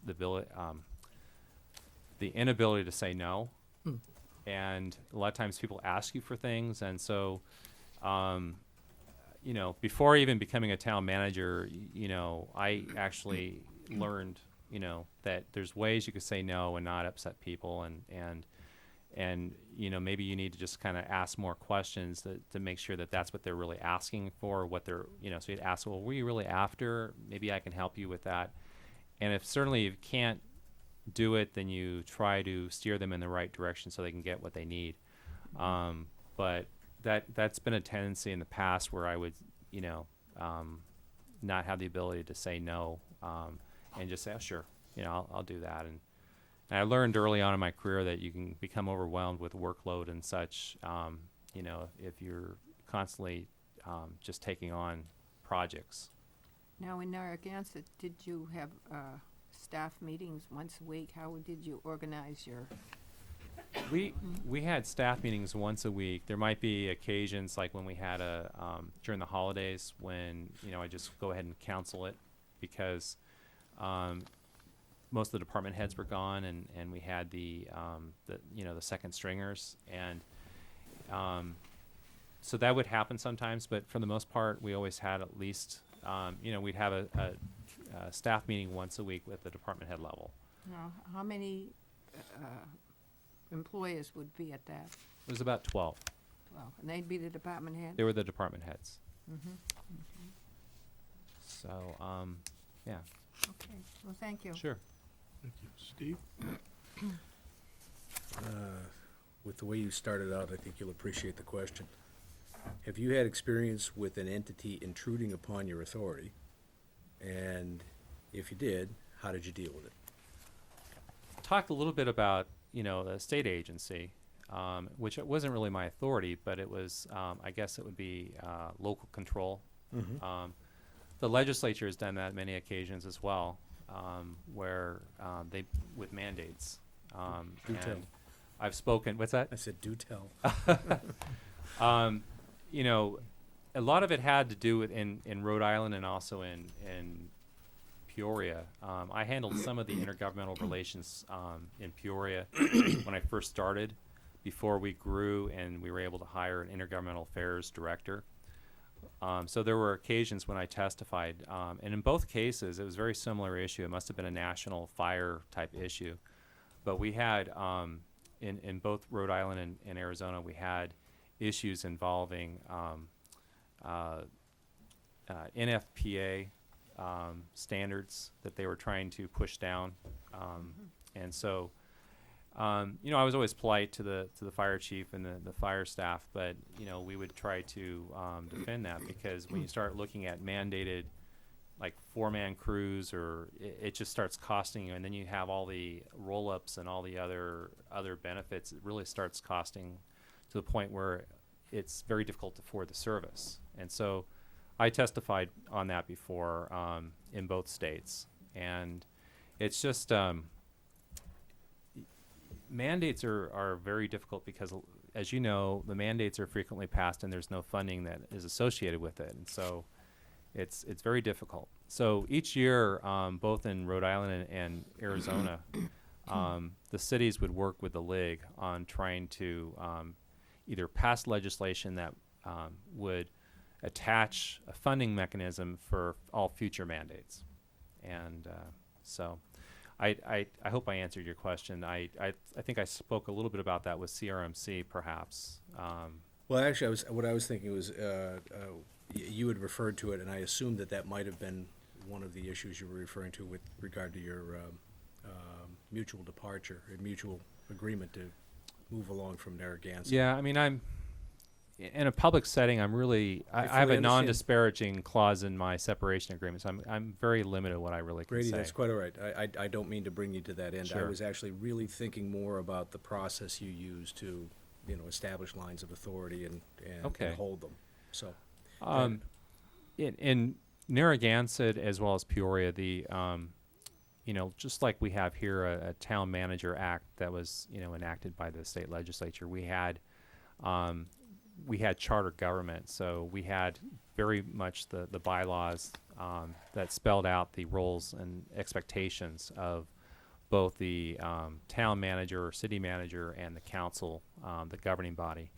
And so that was very effective. The only thing that was difficult is the town solicitor, in the case of Narragansett, had been there for many years. And so his loyalty was to the council, as he is, makes sense. He is the council to the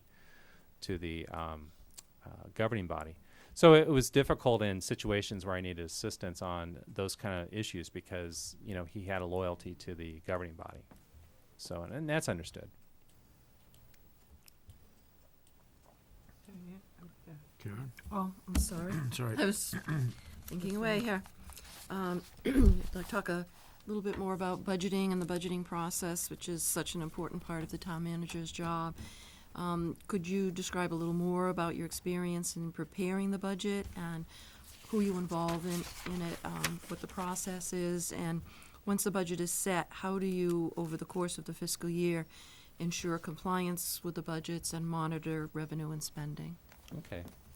Well, what I was accustomed to doing in Arizona and Peoria, as a department head and as a assistant to the city manager, we had a process that worked very well. And that was, in the fall, we would have a revenue forecast, and we would actually have a workshop with the governing body to share what we were anticipating revenues to be for the next fiscal year. We would also kind of talk about how we were tracking in the current year with the current budget, and then we talked about how we ended up closing the prior fiscal year. This always happened around September, October of every year. And so while we didn't have a town meeting, it was probably very similar, because I know, like, the fall town meeting, you kind of deal with your free cash and what's available to allocate to the different stabilization funds and so forth. It's very similar to that, except for it happened more on the front end. Then the department heads were basically given a budget guide, and we had a kickoff, and we would talk about what we were anticipating the revenues to be. And they were always invited, by the way, at these workshops, so it was no surprise. But we would talk generally about they were responsible only for the operating and capital budgets and the things like collective bargaining agreements and COLAs and things of that sort, or healthcare. That was handled by budget and human resources department. And basically, that's what they would do, is they would go ahead and they would prepare their budgets, and then the city manager would meet with the department head and go over it. I did the same thing in Narragansett. I follow that same pattern, and the exception was in Narragansett we had a school department. So under state law, we have to meet with them at the time that they submit their budget, and then we work through it. The council and the school committee work through their budget, and then they make some fine-tune changes to it, and then they submit a final budget, and they act on their budget before we actually would act on ours, probably very similar to here. So that's how we would do it, and I would sit down with each of the department heads and have them present their budgets, and I would go line item by line item. One of the things that I have some very strong skills in budgeting, and when I went to Narragansett, I was very disappointed to see that they were operating truly on a line item budget and not a program budget. And in Peoria, we had just started going from a program budget to a performance-based budget. And the difference between that is performance-based budgeting is outcome-based. So basically, it's not looking at your inputs so much as it is what are you accomplishing with your inputs. And it really helps governing bodies and the manager make decisions about, department operations and if they're accomplishing what the elected body is wanting. So when I got to Narragansett, we were operating with a line item budget, and before you can even go to even think about a performance-based budgeting, you need to go to a program budget, because you need to know how much are your programs costing you. So like, for instance, the police department, which is our largest budget, they were all one program. So your patrol, your criminal, your records, your animal control was all like lumped into one. And it was very difficult process, but we got through it. And we were able to break out both the operating and the capital by program. Now, you still had the bottom line for the department. But, so, I mean, that's I think my experience. I also worked in utility. I mentioned this earlier, utility or enterprise fund budgeting, which is much different. And we had a beach fund, a water, and a sewer fund in Narragansett. In Peoria, we had obviously a water, wastewater, and our sports complex I mentioned earlier was also an enterprise fund. That was an enterprise fund? Yeah, and the reason for that is we were trying to contain the costs. Basically, it received a subsidy of about $500,000 a year, but that was okay because of all the sales tax generation that was being pumped into this entertainment district near it. It more than offset that subsidy that we received. And in sales tax in Arizona is a little bit different. It's locally collected, and we're able to keep, if you have a local option, you can keep that in addition. So we had like a 1.5 cent sales tax on top of the state rate. So I hope I answered your question. Yes, thank you. Sure. Can I follow on with that? Sure. Sure. Would you spend a moment on the program-based budget? Sure. I'm asking because we use an operating budget here. Capital is specifically segregated out and funded separately. Okay. Okay, capital carries a bylaw definition, and as a result, application is made on that. Now, what I'm hearing you say about a program-based budget is one in which capital is included. Is that right? We had a capital improvement plan, and Right. the capital improvement plan was broken down by department. Mhm. Okay, so the program-based budgeting was really more towards the operations, but if you were like the public works department and you had or an enterprise fund, that's a better example, an enterprise fund, and let's say you have solid waste and you're picking up trash or whatever, that's a rate. The rate payers are going to be paying that, so that Right. needs to be built into your program budget. Right. So versus something that might be general fund and it's okay because it's general fund supported. So I guess I was a little murky with my description of that. So No. I don't think you were murky based upon your own experiences. I think it actually goes the other way around. I'm just working to understand it because actually what caught my attention was the notion behind performance-based budgeting. And I'm trying to figure out where we might stand. It's complicated because a lot of what you have to do is you have what's called performance measures, and Mhm. so each department, when we were transitioning to this in Peoria, we had obviously had a program budget since the day one as I started there, but you have to really make sure that your programs are really right on the mark, and that you're not like a department isn't using one division or one program to pay for some other services. So you first of all have to have that all set. Secondly, the performance measures are more important because what traditionally happens in local government budgeting is that you focus on your inputs. How many, permits did you issue? How many service calls did you issue? Now, with police and fire, performance-based budgeting makes a lot of sense because it really gets down to what is important in saving lives. It's response times, right? Mm-hmm. So your response times are what you focus on, and how do you improve those?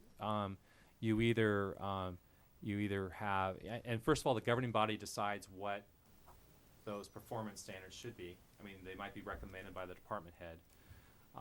Let's say 4 minutes is usually a standard for police or fire. But in some areas of the town, you might have like 8 or 9 minutes. So how do you get to that? Well, it might be that you have to have another station, and you have to have that strategically located.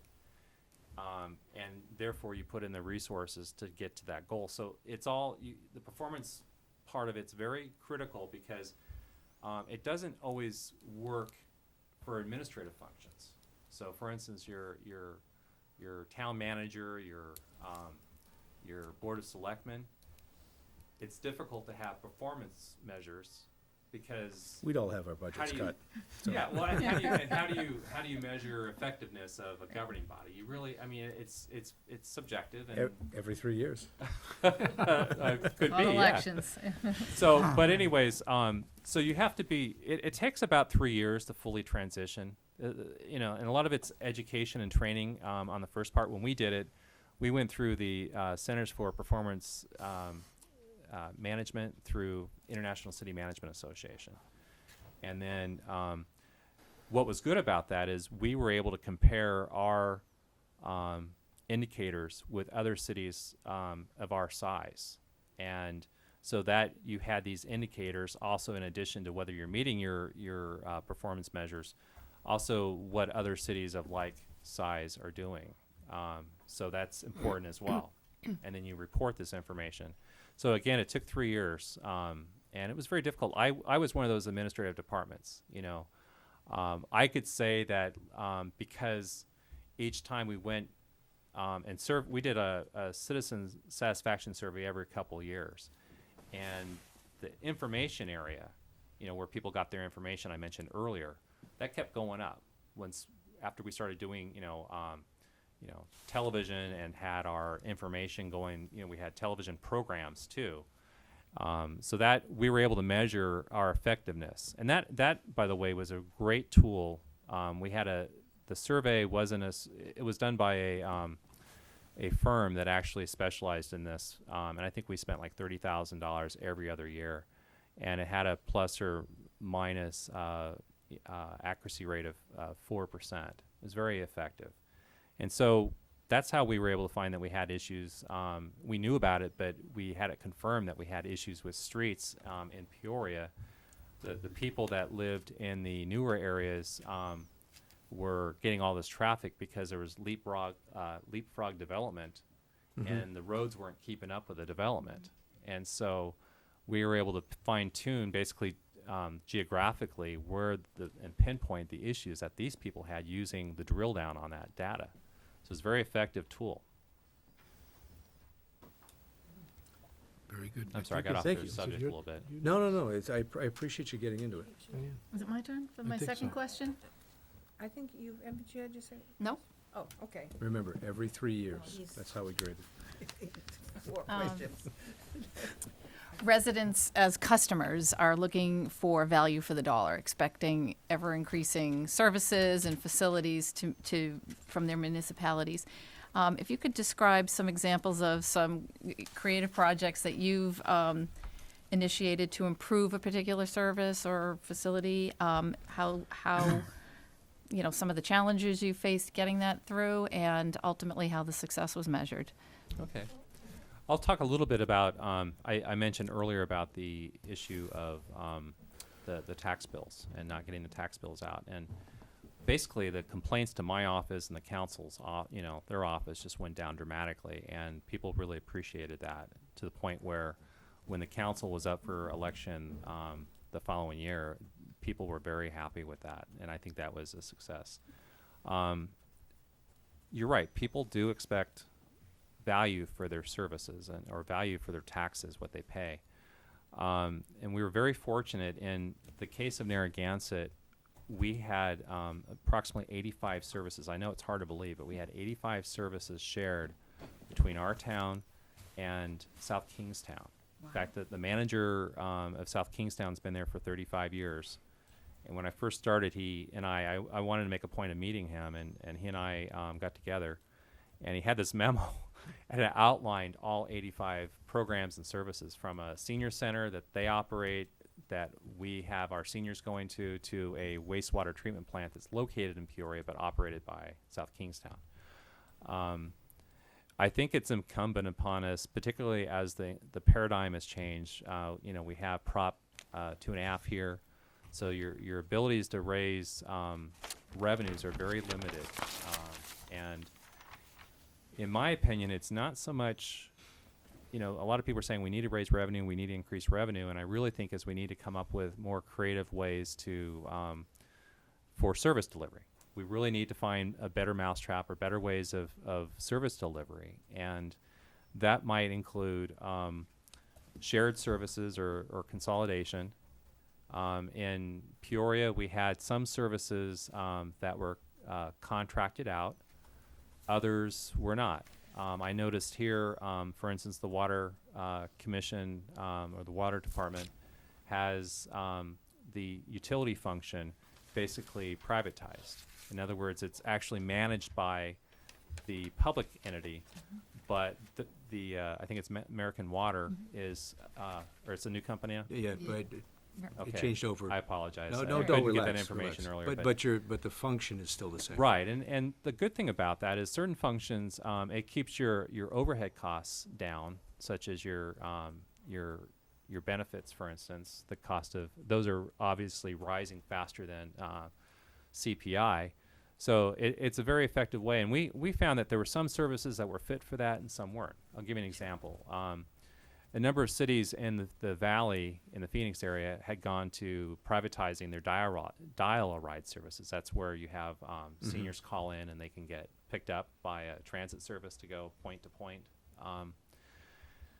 But what happened was they weren't getting the quality of service. So you had the decline of the service. And what I mean by that is, yes, they were getting picked up, but because of the low wages that they paid, they didn't have the same regular people that knew them over time, and also knew that they had to get out of the shuttle or the bus to help them. They just would stop.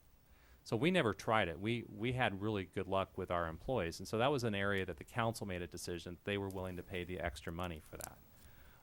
Other things like we had groundskeeping and right-of-way maintenance, along the roads, streets, and right-of-way, and that was privatized. And it was easy to measure how well they were doing because physically you could see, and it was actually a good fit. But our parks were maintained by our employees because the employees took ownership in the parks and pride. So, but again, I think in this day and age, knowing that you have severe constraints on revenues, you need to look at other ways of doing things, and it might mean that you work with Situate or Hull or other communities on shared services. And I was very pleased to learn that that there are some things, like the dispatch center is right now regionalized, and I think that's great. We were trying to work on that in Narragansett before I left. So I think that there's some tools in place here, but there's probably more that can be done. Very interesting to learn that the school department and the town are sharing a facilities person. I think, trying to remember the IT person, I guess. Yep. Several areas. So, I mean, that's good, and that's the way of thinking.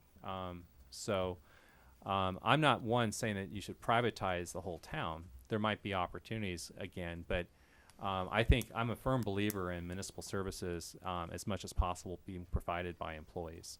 But I do think that, like in Rhode Island, where you have 39 cities and towns in a state of 1 million people, it's crazy. It should probably be, there should be consolidation going on to be more effective and efficient, particularly with school departments. Thank you. Martha? Well, you've been sort of answering a lot of my questions with HR function, and you started them, did you? What I also would like to, and you touched on it more, your views on working with the schools and also taxes versus fees in regards to all of. Sure. That's my collection. I had a very good working relationship both with the superintendent. She and I would get together on a monthly basis, and then as needed, if an issue popped up, we just pop in each other's offices. No appointment was necessary. And we had a really good working relationship. Even I got along very well with the school committee members as well. We had a school capital facilities committee where the school, because of, I mentioned, the $21 million repairs and renovations to the schools, that was because just the school department of the town were not doing a good job of keeping up on that. So now they have the structure that helps with that.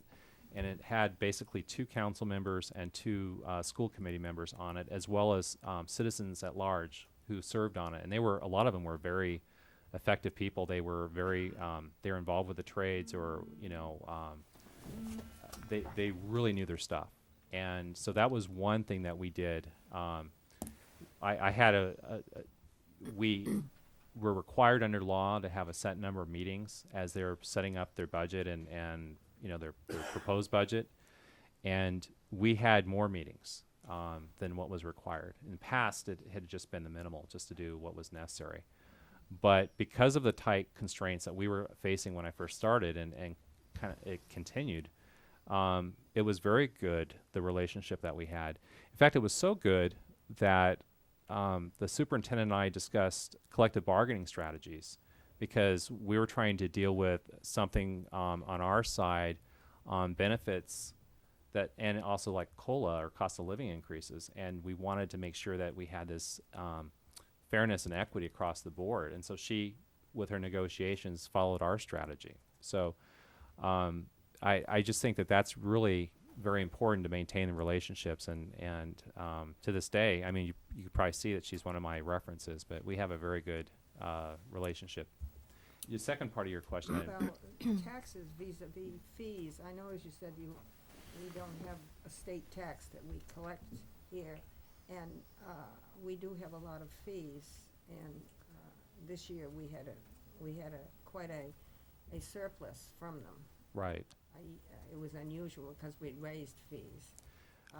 I know that if you're working, preparing roads and so forth, that you need tax revenue.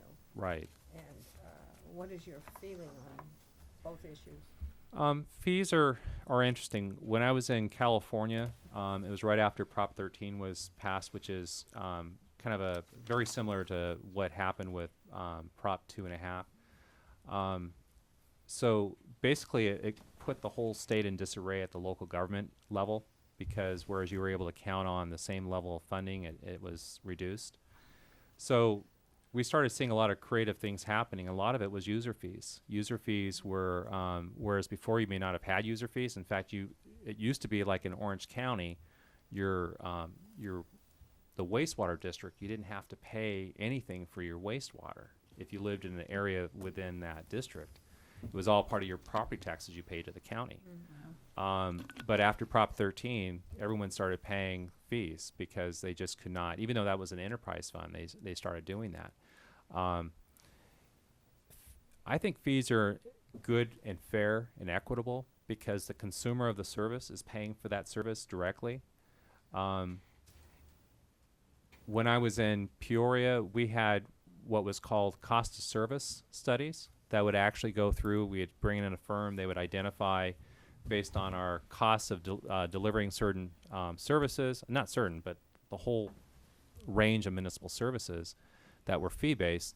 They would take a look at that and validate the fees, and there were a number of fees that the council at their level would say, okay, well, we're not going to go for 100% of the fee, or it should be recovering 100%. So we wouldn't have 100% recovery on like senior and youth programs. So for instance, adult sports would be 100% of the fee, and youth, had to recover at least 50%. So and seniors. So like the dial ride service I was mentioning earlier, that the council would then subsidize with the general fund for those fees. Obviously, enterprise funds, you have to charge the full fare of enterprise funds. So it's hard because a lot of people might have been used to getting maybe a free photocopy, or their licenses might have been low before for like a victualling license or whatever. But when you start looking at what it costs to actually provide that service, you have health inspections, and you have the paperwork of filing and maintaining. There is quite a bit of cost involved, and sending out the bills. So I wish that we could go back to the day where the taxes covered everything, but it's not going to happen, and we have to deal with what we have. And so one of the things that we had in Arizona and California, in addition to user fees, we also have what was called development impact fees. And I didn't see any evidence of that here, but you're pretty much close to built out.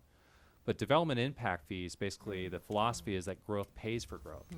And so it's for infrastructure like police facilities, fire, roads, parks, libraries, and sewer, and that would be part of that fee, and water.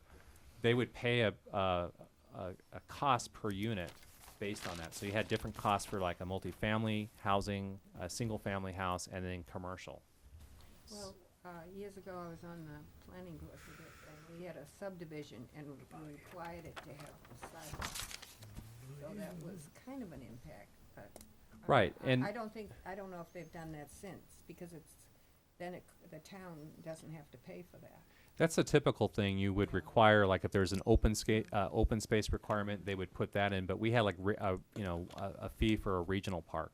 So the subdivisions, they would have to put in like drainage, streets, Well, they put in streets too, yeah. right, and the sidewalks.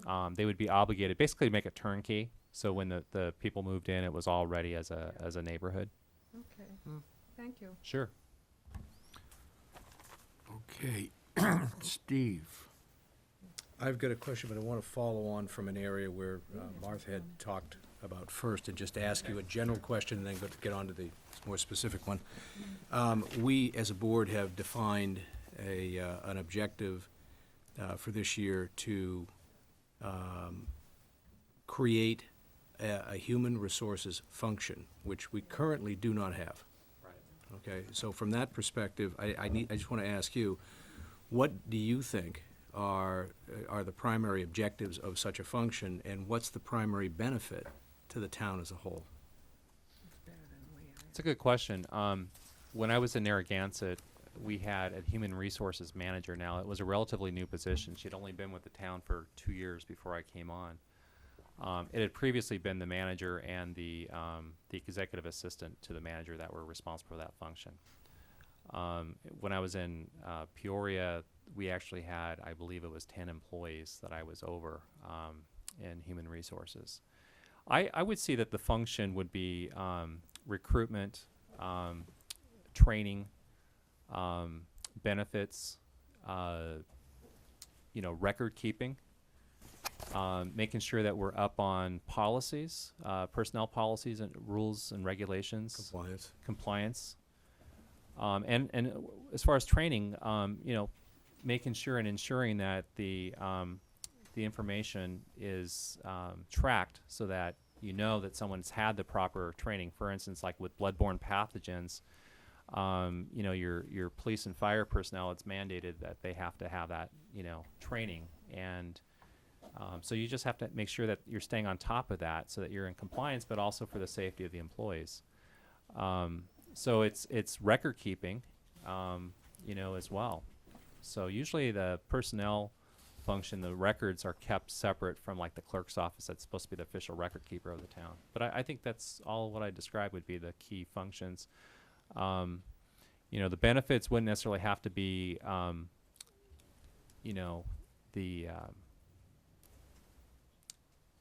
wouldn't have to be like the payroll aspect of it, but it'd be more of knowing what your medical, dental, all those coverages are, maybe working with the consortium. I think there's a consortium here of where the health comes from, the health insurance. So representing the town, making sure we get the right information in time for budget as to what we can anticipate for the following year. I think those are all functions that I would see. Thanks. Oh, and I didn't mention, but I think maybe assisting department heads with any kind of disciplinary matters. And keeping the town manager apprised of issues as they pop up. In Peoria, we had grievances as well initially, and what I mean by that, they would advise according to the personnel rules. Their advice. In Narragansett, I kind of used the person that way as well to help gauge it. But as a small town, it was very awkward because she was also the affirmative action and EEOC. Those would be other functions as well. It's a lot. It's a lot. And for a manager to be doing that too, in addition to, it can be done and it's done all the time, but you want to make sure that the compliance factor, that you don't get into trouble or get the town in trouble. Right. Okay, well, thank you. Sure. Then the other question that I had for you is, how have you handled collective bargaining as a process? Okay. And who do you typically involve in it? Collective bargaining, when I was in Peoria, we basically had a team that consisted of myself when I was HR director, and usually the department director that was involved in the unit. So if you had like police, it'd be, if not the police chief, we had a very large management structure, so it'd be one of the deputies, and same thing with fire, the same way. So, and then you had someone from budget, and they would actually help with kind of doing the calculations as you're doing the negotiations. And obviously the manager. The manager plays a role because what we did, and it's no different, I'm sure, is we would have an executive session after we had the forecast for the next fiscal year as what we can expect the revenues to be. Then shortly after that, because our process usually started around January for collective bargaining. So we would have an executive session around November or so with the council to brief them and see if we can get some direction on what they were willing to do as far as the collective bargaining units. And of course, some years you might have had a multi-year, so it didn't apply in those years. So that's what we would do, and basically we would take the direction that the manager had given us. And I was typically in those executive sessions, so I had the verbatim word from the council. And we would work on, our interests. A lot of times there was language or housekeeping that we wanted to deal with. Obviously, there were some economic issues that we wanted to address as well. But everyone's a little bit different. A lot of the towns that I've have interviewed previously with, they're very informal. And so it's some of the smaller towns, it's the manager and maybe just the union president of that local. Mm-hmm. And they just have a very informal session. I just think it's important to have the people involved. If they're not at the table, they need to be behind the scenes, helping with the calculations of the impacts and making sure that it's affordable. And then you go back, of course, to your governing body, your board of selectmen, and make sure that that they're willing to have the agreement go forward as is. Narragansett is a little bit odd because we actually had a council member actually sit in on the collective bargaining. I've never seen that before, but that's not unusual according to what I've been told. But I think it sometimes puts the elected official in kind of an awkward situation because they're the executive. They're basically making the decision ultimately when the contract comes back. Here I realize it goes. I think it goes back to the board of selectmen and then the town meeting, or is it just the board of selectmen? Board. Okay, because some other towns I've interviewed with, and it did go back to them. So I think that's very important. And I don't know, how is it here? How is it arranged here? Was it as informal as I was saying? It was the two individuals, or I have not, as an elected official, sat through collective bargaining, so Okay. I can't tell you. So, yeah, our contracts were just renegotiated for 3 years, which is the for good police news. and fire, Police right? and fire, yes. And my understanding is it's usually the town manager, occasionally labor council if necessary. Right. And Department head, maybe. sometimes it's pretty informal, but our the new town manager act, which is in the legislature with some changes to it, doesn't set up a structure for it, but it kind of implies a little more of a structure in terms of participation of other people in the Okay. community.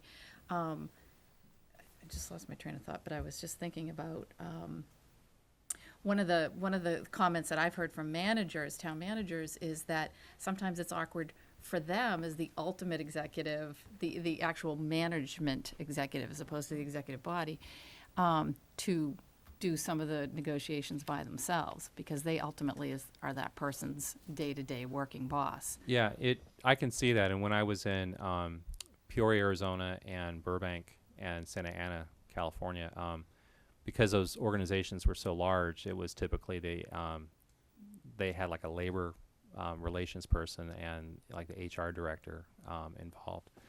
The manager would not be involved, and sometimes maybe the deputy would be. Mm-hmm. But he or she were certainly behind the scenes, in the Right. policy direction. Right. And that was very clear. Yeah. Now, in Narragansett, not Narragansett, in Peoria, we started a new type of collective bargaining called interest-based bargaining. It's a new concept, it's not that new now, but it was at the time. And basically, you don't really focus on the economic, you really kind of focus on mutual interests. And sometimes it leads to the economic or benefits. And I'll give you an example. We were constantly getting asked for in Arizona for, OPEB. And we didn't provide any, we had a state retirement system that we contributed our portion and the employee did. And there was no retiree medical or any other benefits that we provided upon retirement. And that's pretty normal in Arizona and California and a lot of the western states. But as an example, the fire department really wanted to have that. And so but they also wanted to have control of it, if that makes sense. So we were able to, through their concerns about not having it, we were able to come up with a middle ground, which was a retirement, medical retirement savings account, which the money goes in tax-free and comes out tax-free so long as it's paying for medical expenses. They negotiated that. Now, the IRS, the Internal Revenue Service code relating to that is very strict, and so it has to be everybody in that group has to be the same percentage or same dollar amount, And so, but we were able to work on that. And so they were able to get what they wanted. We got what we wanted, which was to limit our exposure. And so they were able to, in future years, get us to contribute to that in lieu of maybe the full amount of a COLA that they wanted. So it worked Right. to each of our benefits. And they had total control of it once they left employment. And they also had control over the investment options that were available. And that's called interest-based? Well, Bargaining? that interest-based bargaining is what kind of led to that. Okay. And it Interest-based takes some bargaining, training. yeah. I mean, if we were to do something like that here, I have some understanding of how it works, and I've used it. But you really want to, if it's going to become a little bit more formalized, you would just bring in somebody that basically trains the presidents of the unions and maybe their stewards and such, as well as the management team, to make sure that we're all on the same page on how this works. That's what we did, and it worked really well. Interesting. Great. Thank you. Very good. Karen? Let's see. We're really lucky here in Cohasset. We have a lot of interested citizens who are very active within town government and volunteer on a lot of our boards and run for our sometimes we have to encourage them to run for elected offices.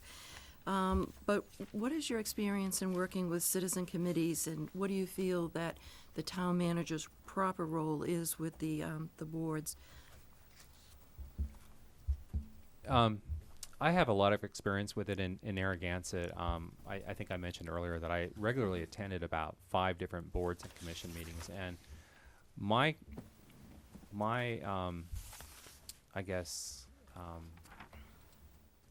expectation was not to interfere with they were appointed by the council, so the governing body appointed them. But I would actually, there were occasions when I would have to make sure that they were aware of certain issues, when something came up, to make them aware of it, because they might be going down a path not aware that it would be in conflict with what we were trying to do at the management level or at the council level. And so, but you do that in such a way that it's not, offensive, and they respected and they appreciated it. I had a very respectful relationship both ways with the various different boards and commissions in Narragansett. In Peoria, I actually had 2 that actually worked with me. I had a Peoria Arts Commission. I was over the arts in Peoria for about 19 years, and we had a very active arts community there. And I worked with our Sister City Commission, which I was able to actually secure a sister city. And the staff, and that was in a staff liaison role. So the staff liaison role is different than a town manager, obviously. But the point is that you try to make their job as easy as possible so that they don't have to do all the work themselves. But again, you're still looking, representatives of the community, and so you're really wanting them to engage in the discussion and debate and so forth, and you let them do that. So I think it's very healthy. I know there's a number of people who are, I think there's some boards and commissions, if I'm not mistaken, like the water and sewer commissioners, they're elected. Right. And there's others that are not elected and are appointed. But my, I guess my approach would be to try to attend initially as many of those as possible, just to be visible and show my appreciation for the time that they're putting in. Speaking of appreciation, when I was in Narragansett, I kind of followed something we had done in Peoria, and we did an annual boards and commissions recognition dinner because they're putting all this hours of labor and volunteers, and it was a great way to recognize their efforts. And so it was a dinner, and that's all it cost the town. We actually in Narragansett did it every other year, but in Peoria we did it every year. So you can do it every other year just to kind of keep down costs.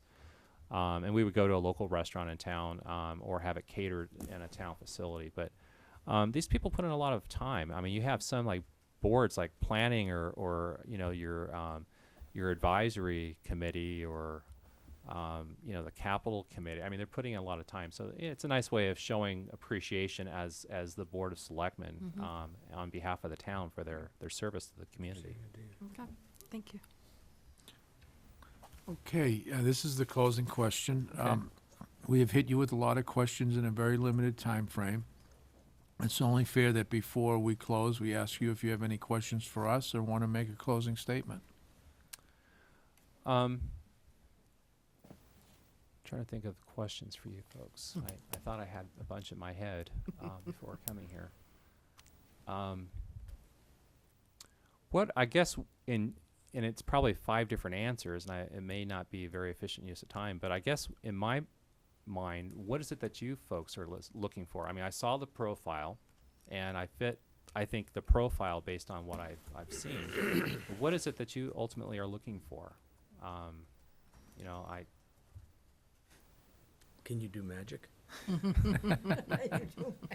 It's funny, a former city manager used to describe and this is no disrespect towards you, but used to I can't do describe magic. the job description for a city manager, town manager was a zookeeper. And you probably have heard something like that before, but Fair enough. I don't know if that's, I don't know. Anyways, it is very difficult and challenging, and I think that I'm definitely up for it. I had an unfortunate situation in a town that really churned and went through town managers, but I really feel like even with the council, I think that their hearts were in the right place, and I was able to work with them.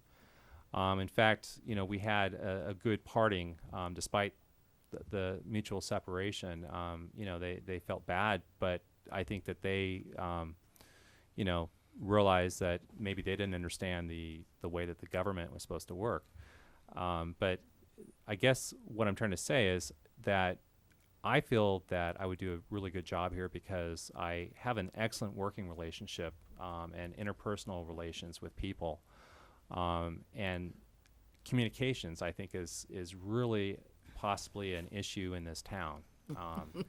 And this is not unusual. I mean, a lot of organizations have communications issues. I mean, Microsoft and some of the biggest corporations in the world, Google, have these issues. And so I think what it is, it's going to be a person coming in needs to kind of get the lay of the land and understand and spend some time meeting with you individually to see what your take is on and provide some direction and let the manager kind of go off and meet with other people and then kind of assess things. And then, if there needs to be tweaks or changes or whatever, come back to you and make some recommendations. But I think that what's wonderful about this town is you have an annual town meeting.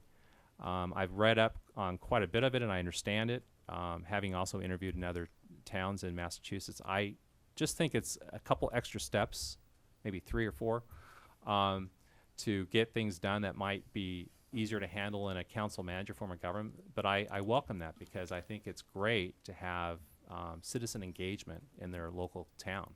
And you don't see that too much. In fact, the big buzzword right now is civic or citizen engagement, and it's happening right here with all the different boards and commissions and the town meeting. It's happening right here, and it looks like it. Maybe there needs to be some fine tuning, but it looks like it's doing and accomplishing what it's intended to. You want to tackle the question, Mr. Well, Chairman? I think that the seat right there as town manager is a very powerful position, and I've been here to actually have worked with everybody that's been in that seat. I'm 14 and a half years into this position, so one of the things I've noticed that I've thought has been successful is somebody that's able to be a consensus builder without necessarily exercising power. Or Right. it's more, building up from the bottom. And so it's a relationship with all these different independent power things, but kind of just building a consensus where everybody agrees when we go to town meeting. And it makes for a lot smoother town meeting when everybody's on board and the consensus has been built that way. So that's kind of what I'm looking for. I think that's well stated. One of my things that I did that I thought was very helpful was I had one-on-one meetings with my council. I met with them individually, and that was helpful because there were occasions that they would ask about certain things or wanted to see how a project was going, or if they had a concern, a constituent brought something to their attention. But it also allowed me to ask them to weigh in on something, before I would move forward on it. And I would ask, poll individually the council members and just see what they thought about this, and was it a crazy idea, or was it something that I should pursue with the full board. It was just a really good way because a lot of us get caught up in the public meetings that we're in right now. We really need to take that face time, and it's funny because each person's a little bit different with their style. I had one person who was a principal at a school that was about 40 minutes away, but she was always on her cell phone. We were able to do this over the cell phone all the time.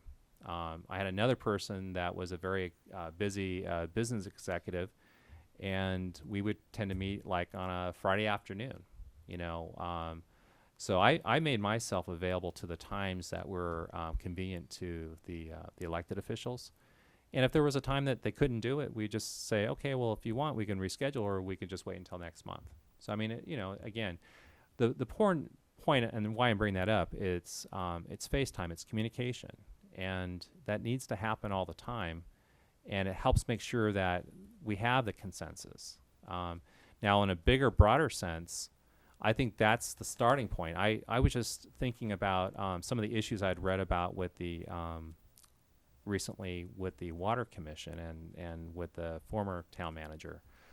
And the government structure is very unusual. It's a quasi part of the town. It's I should say quasi-independent.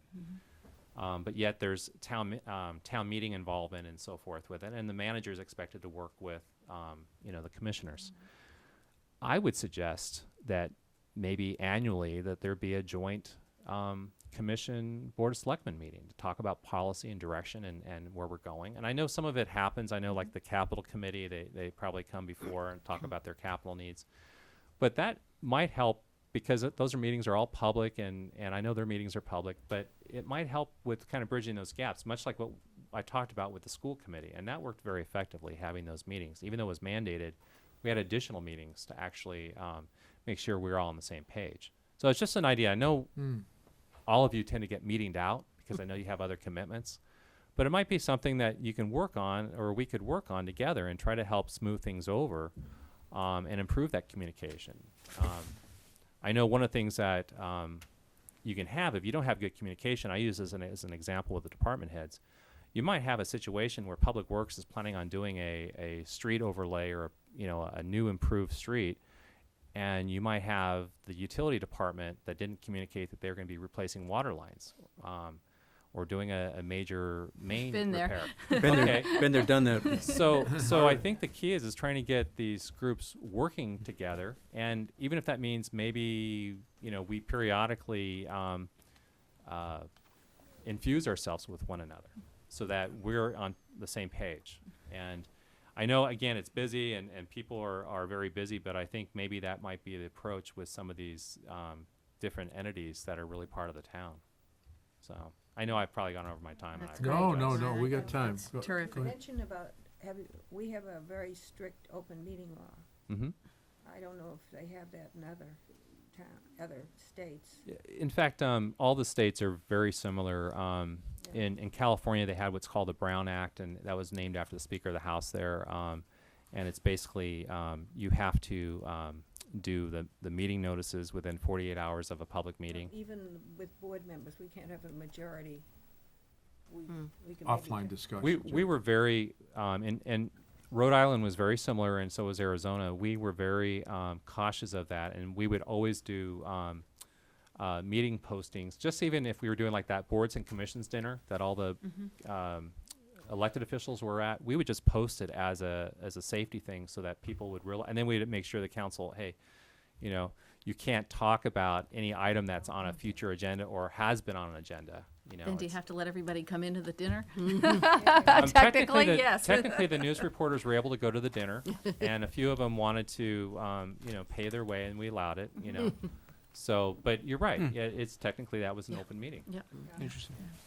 I appreciate what you said. I think communication is it, and you know, we all want somebody that can help do that for us, can help us do a better job at it, and can bridge all of the different organizations and committees and citizen groups, et cetera.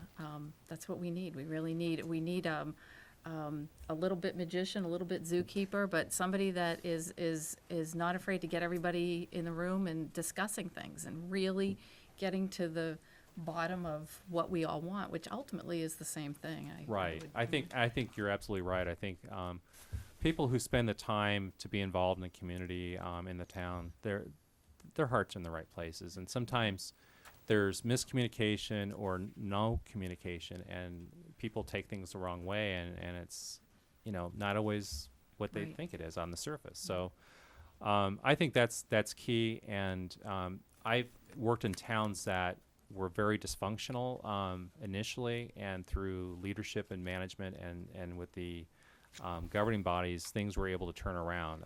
Peoria, when I first started there, we had a lot of issues.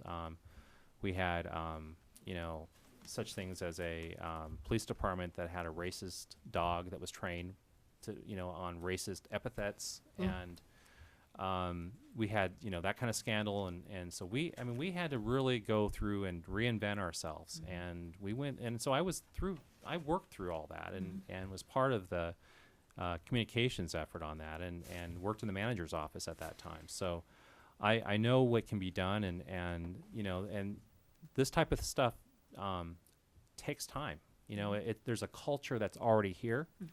And so I don't think a town manager is going to be a miracle worker, but it's helping to incrementally make changes, or I shouldn't say changes necessarily, but improving communications and building trust, because that's what I'm seeing here in town is there's a level of trust that's not there. And so you have to demonstrate. How do you build trust? You have to demonstrate through actions, and that's what needs to happen here. I think, you know, there's some really good people here, staff and the governing body and all these boards and commissions, but we really need to kind of start off on trying to build trust, and then as well as at the same time try to improve communications. Anything else? No? From your lips to God's ears. Thank you very much, Grady. Thank you, Grady. Appreciate it very much. Thank you.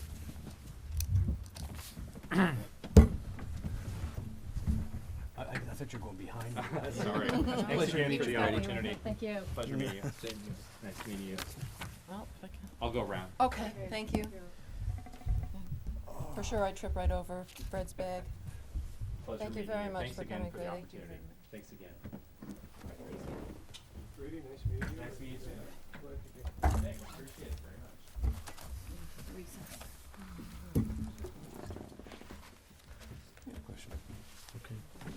Okay. We're still in session.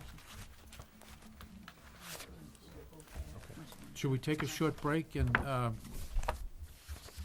we can do some other business, and then we have the hearing at 7:05, and maybe take 10 minutes now? And then, and then looks like we'll probably be able to get out a little bit early. So Thank we'll be you. back in 10 minutes.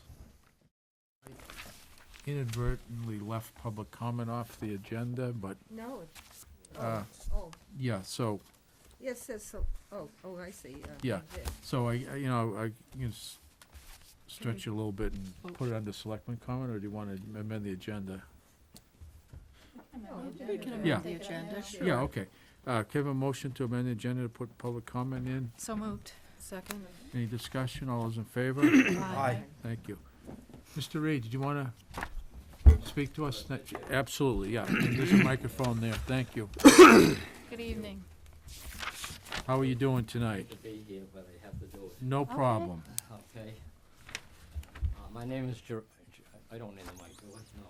Well, the people at home, Oh. yeah, they're watching on TV. You're on TV, yeah. camera. You're The camera, welcome. You're a movie star. We got hair and makeup at the door. I've been there before. Yeah. Normally I take over on the cruises and sing, but Excellent. I won't do that now. My name is Gerardi Reed. I've been here in town for 35 years that Martha knows me well.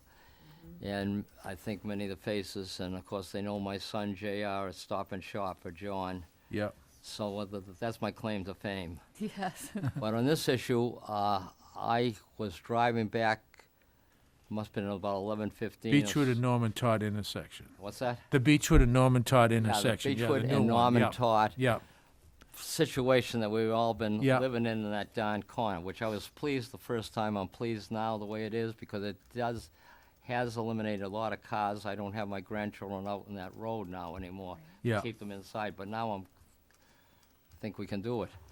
But anyways, my wife was there along with Mrs. Maynard, if you ever seen her dragging her two big dogs around. And we're good friends, and my wife has had the cancer, and she has a cerebral broncho, and it was a beautiful day. I didn't know anything. She decided to take that walk up to 3A and come back to our home. Well, I stopped. She's waving at me to stop, and I stopped. And what happened was there was a black car at the corner, right there parked. yeah, And the next car was fine. And someone had said to me after all of this that the curbing was eliminated and it's tarred, and it was designed so the people at the Vendetta could park a few cars there on the sidewalk. Now, I don't, and the last car came up the road, she said, and proceeded to get in the last space on the tar. And there was my wife and Mrs. Maynard. So within footage, it stopped. They're yelling and screaming at them. And of course, naturally, the guy back, or gal, I don't know who had the vehicle, Yeah. backed up and took off towards yeah. 3A. Where it went up the street, who knows? So with that, I call it the Higgins woman, had a camera out taking pictures. I said, did anyone call the police? Right. No, I said, well, give me the whole story and I'll call them, the 911. So I went home, called the police, and the officer, I decided I don't take things for granted anymore at my age. I don't assume. I went back up to the Cohasset Estates, turned my van around, and stopped, and lo and behold, he came down and stopped, and I told him what was going on. Well, it's a moneymaker. He tagged the first car, he tagged the two that were on the sidewalk, and I was pleased. But in rethinking the thing, I said to my wife, either you don't walk out there on a nice Sunday morning, or number two, maybe we should be erecting a no parking sign, number one, or have the Toll Brothers put the curbing back in. Why is that cheaply done with all their money? I mean, it's about a Yeah. 18 or 25-foot span maybe that tied, and it makes them look lousy, but that's just a comment on that. Or, either no parking sign, or, we have the officer, because secretly I'm calling the police on Sunday morning. It's at 11:15. It's not a secret right now. Yeah. Okay, so I felt when I said the no parking sign, and I asked the officer, he said, well, you really gotta go to the selectmen. I said, I haven't done this stuff for years, but I can do it. I mean, I was elected town meeting member in Weymouth. I was a teacher for 37 years. I had the store called Mr. Beam out by the Davenport Square. I moved it down to 139. My son took over and changed the name. Did you think that would not happen?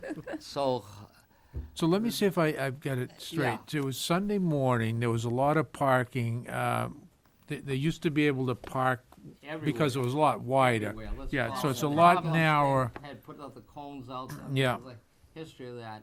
and it also Of was course, blocked. I was Yeah, set historically to think down the bottom of the hill to put a one-way, but I said, then everybody said, I said, that will never make it. yeah, But, but if you take up there and you take that, it's a 90-degree turn now, yeah, which is great. Right there at the 90-degree corner, that black car was parked. The officer who responded had no problems giving that car a ticket. Great. Right behind him was another car on the street, right next where it's curbing, and then the next ones, I think 1, 2, and then 2 were up on the sidewalk. So we tagged those 2 getting down near Hammond, and there was one last space left. Unluckily, my wife and Mrs. Maynard were there. They took that, coming out of the Cohasset Estates, a little section of curb and left, and it's tapered down, I don't know why. And the vehicle came along, heading towards 3A, and proceeded to park in their last spot. Let's make it perfectly clear. yeah, And who's there? My wife Space, right. and Mrs. Maynard and the 2 dogs. yeah, And then, of course, the Higgins gal that I know by Higgins came out, and she took pictures. Then she went inside, and her husband said, don't get involved. Well, I wasn't going to get involved, but I came in to bring my groceries home, and If it's a safety issue, yeah. so yeah. I don't know whether we say Toll Brothers put the curbing back in and we'll save a lot of problems, or are no parking at that corner? Well, at the corner, it should get tagged, I mean, Yeah. because when I came in, there is no room unless I hug the curbing driving in for a car to come past those cars right. and out at the angle and beautiful, which I love that, you know? And no one has ever taken a left turn. We all drive out to get to Shaw's or Walgreens, or me to go down to Stop and Shop, or to go to the Happy Transfer Station, or whatever. Sorry for that. Mary just left. And just on a side, I have a little hideout in Naples, Florida. Yeah. Tuesday, I roll my barrel at the end of the driveway. Friday, I roll the barrel down there. I got my recycled barrel, and I go in. I said, I live in the Gold Coast. But boy, this is wonderful. I got 10 days of no. Oh dear. Well, we got to be lightheaded, I guess. So Absolutely. I don't know. You got questions on me, or have I? Well, Go ahead. this is obviously it's a new intersection, and it's got some stuff to be worked out, and it's gonna take a little bit of time, but I appreciate I you coming in understand.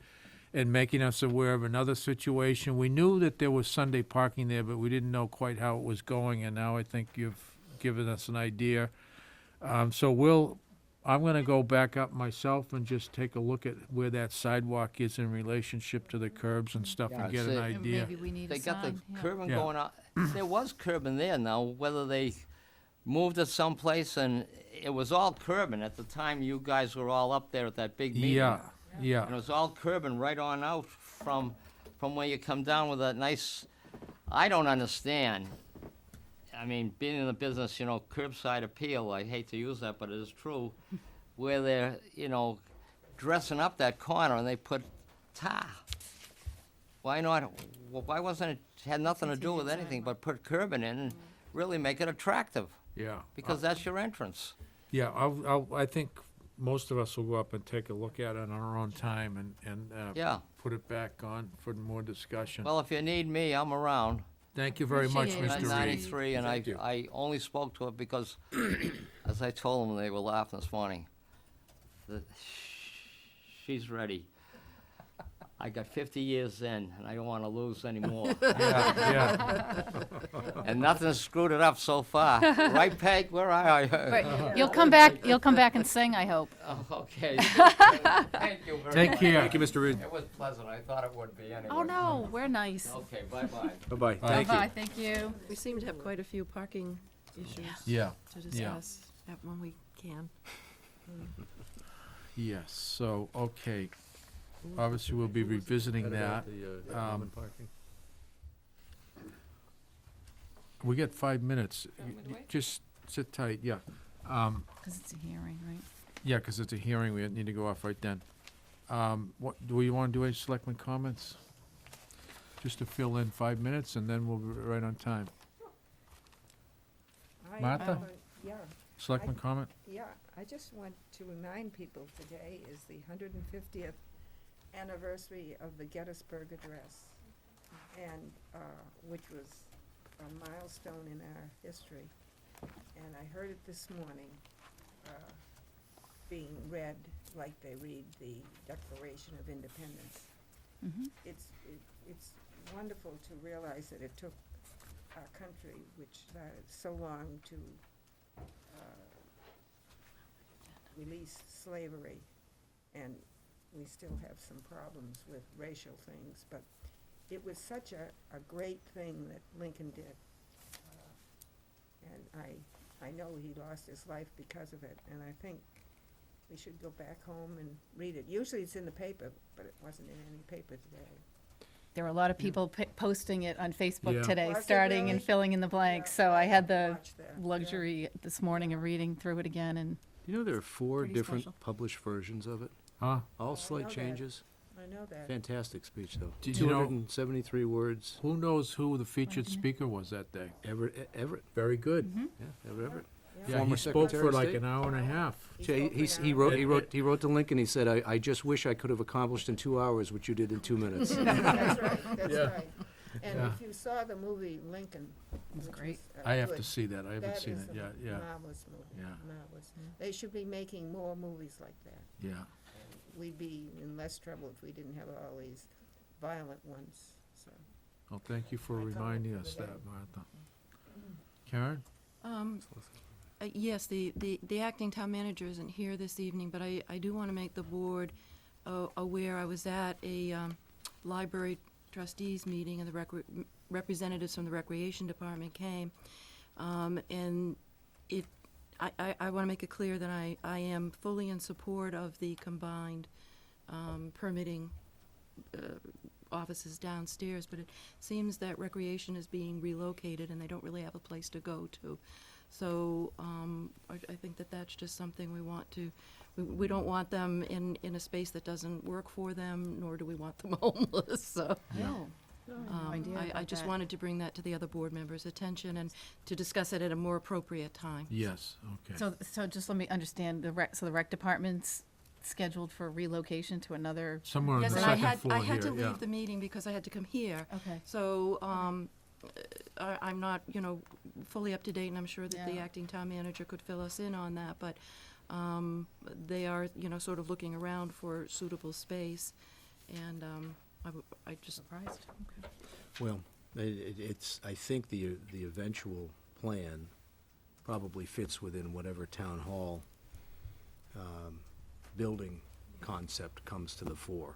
Right. But I understand the point that, recreation typically is a fairly busy office. Oh, Very it's busy, and extremely and busy. it You needs to always have young people, easy yeah. access for people Yeah. coming and I going. got my dinner for tonight, right from them. Yeah. I have those At any rate, lollipops. I realized that without the acting town manager here, it was a little Yeah, inappropriate, but I I will did make a want to note bring it put to on the other board agenda. members' Yeah, attention. Thank you. Diane? I'm going to stick to school sports and just congratulate the boys soccer team. They lost the state championship that's game Oh. on Saturday, but But they they tried hard. they had a fabulous run, and they played a very, very competitive team. So anyway, so that was exciting, and well, I'm so full with information right now, I can't think clearly. So I just want to remind the board, I'm going actually back to the business at hand. I've heard each of the candidates so far talk positively about their interactions and having the opportunity to meet with department heads and just have an exchange of ideas in an unstructured format. Please start thinking about how we're going to get the feedback from the department heads, how Yeah. you'd like to get it, because I believe it's going to be valuable. Remember, whoever we go to the finals with, eventually we'll have had about 2 hours interaction with them. So hearing someone else's input, not so that it gauges your judgment, but possibly sees something that you didn't see or I didn't see, would be helpful. The second question actually is for you, Fred. Will we get access to the actual background checks, reference checks and I the think like? there's some legal issues around that. I can You know, talk to Mr. Kobayashi about what we can I- see. Okay, I'd appreciate that. I mean, I would think in a private hiring practice, of course, you know, it is to the It employer. might be the same way where we had that process, but I think that's a very good question.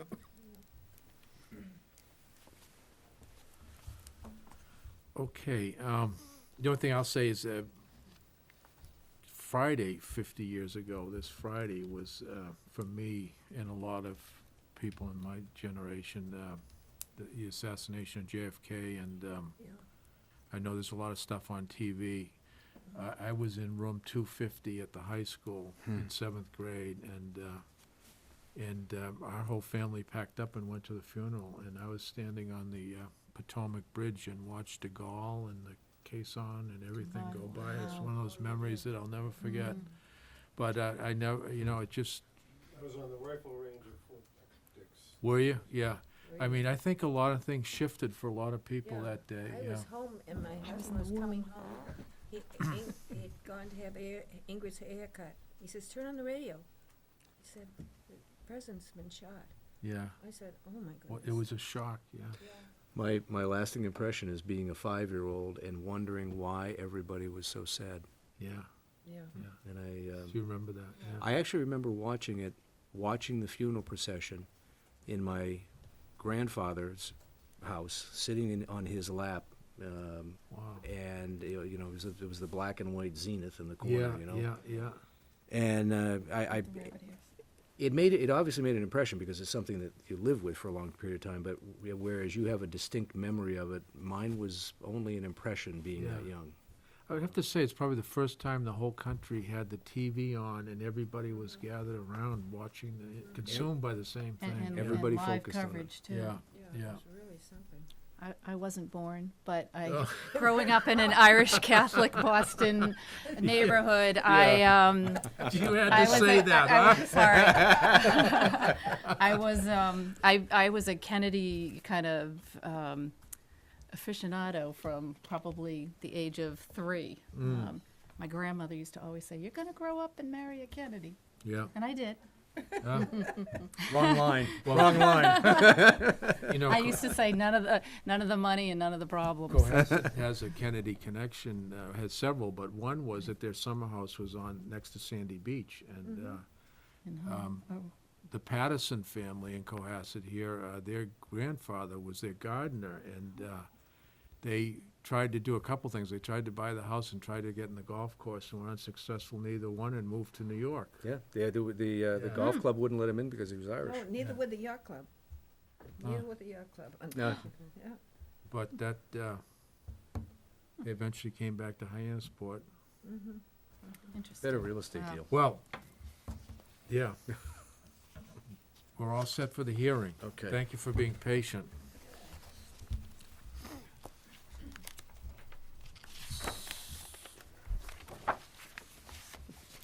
Hi, Mary. Sorry. Hi, everybody. Evening. Steve, I don't know that I've officially met you. Mary Quill. Mary Quill, Steve Gomer. It's a pleasure to meet you. You too. Okay, I gave Thank you everybody for the your pack- memo, yes, Okay, very very good. comprehensive. Okay. Keep it short, same. Sure, yeah. Same as every year. Yeah. Okay, this is the tax classification hearing, and the purpose is to allocate the tax across all property classes. the selectmen would vote to have either a uniform tax rate, which one rate would be applied across all classes, residential, commercial, open space, industrial, and personal property. If you adopt a split rate, it would shift the burden of the tax onto the commercial base, commercial, industrial, and personal property. So I kind of broke out the scenario of the town. Starting with the first page, I broke out the property classes, which percentage is applied to each class. Residential, of course, is the majority at 93%. The combination of commercial, industrial, and personal property is 6.989%. The total value of the town this year is $2.542 billion. The residential portion of that, 2.3 billion, and the commercial, industrial, and personal property is 177 million. So with that broken out, that would be one component, is what we're going to apply the tax to. The other part on the next page is the levy limit calculation, which is the spending of the amount that has to be raised. We take last year's levy limit, we add the 2.5 that's allowed through Prop 2.5. We completed the growth, and although we had, hi Mike. Hi, Mike. Although we had a projection of 450 for this year, we backed it down to 400, but by the time we got out and collected everything, we ended up at 435, 698. So we came pretty close, all things considered. The debt exclusion gets added onto that, and the total levy limit with debt exclusion is 31,893,913. Okay, so now we know what we have to raise, and we know what value we have of the town. The next page is if we were to establish a uniform tax rate. The top of the page breaks out the classes, which is a copy of the previous page. We find a uniform rate by taking the total levy by the total value of the town. It comes out to $12.54. And to further reinforce that calculation, we would take the residential share of the levy, which is the 31 million times the 93% to get 29 million. The residential share divided by the residential value gives you that same 1254, and the same exercise with the commercial. We would take the commercial, industrial, personal property percentage applied to the levy and get the commercial share divided by the commercial value, which results in the same 1254. So that's that. Checking your math. Yeah, I checked it and checked it and checked it. Sure. Okay, and then, so that's if you adopt the uniform rate, which is the most logical for this town. I don't think the board has ever recommended anything other than a uniform rate, the Board of Assessors, that is. The next page would be the calculation of a split tax rate. And this is a little bit confusing, but we're provided, with our calculations in the recap, we're provided a minimum residential factor, which is what this MRF is on the top of the page. It's through all of our figures, we have to ensure that the residential portion carries at least 96.2429% of the levy. So the first column is a calculation using the minimum residential, and then just as an exercise, the right-hand column is we can pick anything between the 96% and 100%. So they're essentially the same calculation with two different percentages. The way it's calculated is we have the levy limit and we have the residential share to come up with the 29,664,000. Then we apply the minimum residential factor to that figure because it's saying that they have to take at least 96% of the 29 million. That's the residential share. We would split that out and determine divided by the value of residential and determine a tax rate of 1207. But if they're going to pick up less of the levy, then it's going to shift to the commercial base. So the bottom part of that calculation is we deduct what was used with that 96% of residential. We deduct that and have the commercial balance. So now we take the commercial, the remaining figure, divided by the commercial value, and that increases the commercial tax rate to 1882. So by giving relief to the residential, going from 12 what'd I say, 1254? To 1207, somebody's got to pick it up. Yeah. So that shifts to the commercial, and it gives them the burden of the 1882 tax rate. Right. The last column is the same exercise with a less of a severe burden. It gives the result, the residential tax rate 1232 and the commercial 1549.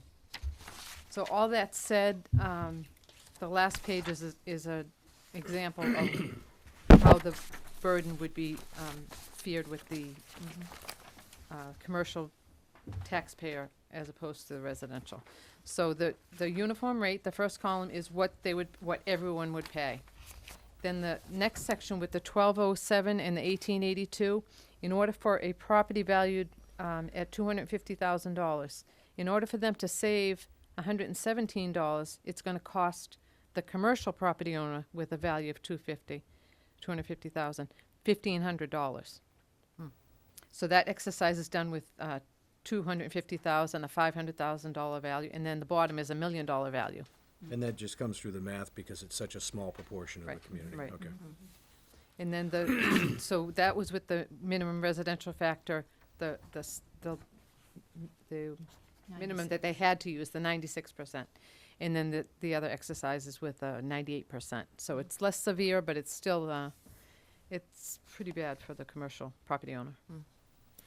So what I need from you, I don't know if you have any questions. I know it's kind of confusing, but. It's always perfectly clear to me when you explain it, and then I go home and I look at it and go, I know it makes sense. So there's really not enough of an uptick in, based upon the size of our commercial, industrial, and personal property base to make it Worthwhile. sensible. Right, You're actually scare giving them a away. yeah, you're giving disincentive to, right. That's right, and people won't Just- move out of town. okay? Yeah, just as an aside, I think they did the percentage of the local communities in the globe. Did you see that? And I was surprised to see that Situate actually has a higher residential burden than we do. I don't know why I didn't think Really? that. Yeah, well, and then I thought they don't have the big shopping plazas, like the Shaws and the Stop and Shop. Is probably the difference in that. But Situate is looking right now to rezone a portion of 3A to actually add a commercial base, which kind of gets into the point that they're going to have to do the market studies and see if there's enough supply through a retail analysis to see if that's justified. But they have an economic development commission that's aggressively looking at rezoning a significant area. I do just have a couple comments. I've seen this presentation in different communities a dozen times, and I said it last year, I'll say it again. Mary has this down to a science. She can take this complicated issue and put it down into very simplistic formats. You may lose it the next day, but at least in this meeting right here, she explains it very well. I have her letter from last year in 2001, and I don't know if you mentioned this, Mary, but the commercial, industrial, personal property base at that time was 7.1%. Here in front of you, you see it's at 6.9%. So there has been, some type of a movement with more residential development being done and less commercial. But on a Valuation. valuation basis, has the valuation of commercial fallen Oh, versus it's last pretty year? stable. Okay.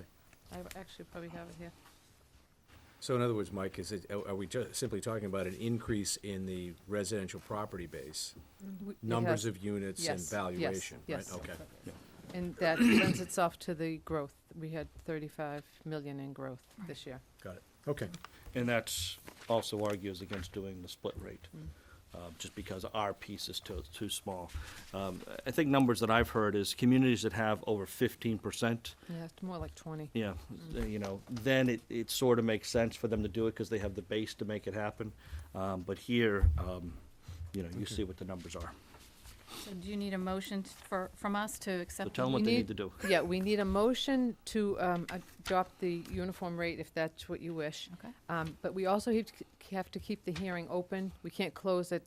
There's a form for the recap that I have to have you sign, but it's after town meeting. Okay. So we'll leave it open till that is done, and I'll have the form for you at the next meeting, once we We'll get sign out. it. And We- the other thing is our growth hasn't been certified, but I don't anticipate any problems. So once it gets certified, I'll let Mike know, and That's, Would it help you, I'm sorry, would it help you for the board to sign it right after town meeting?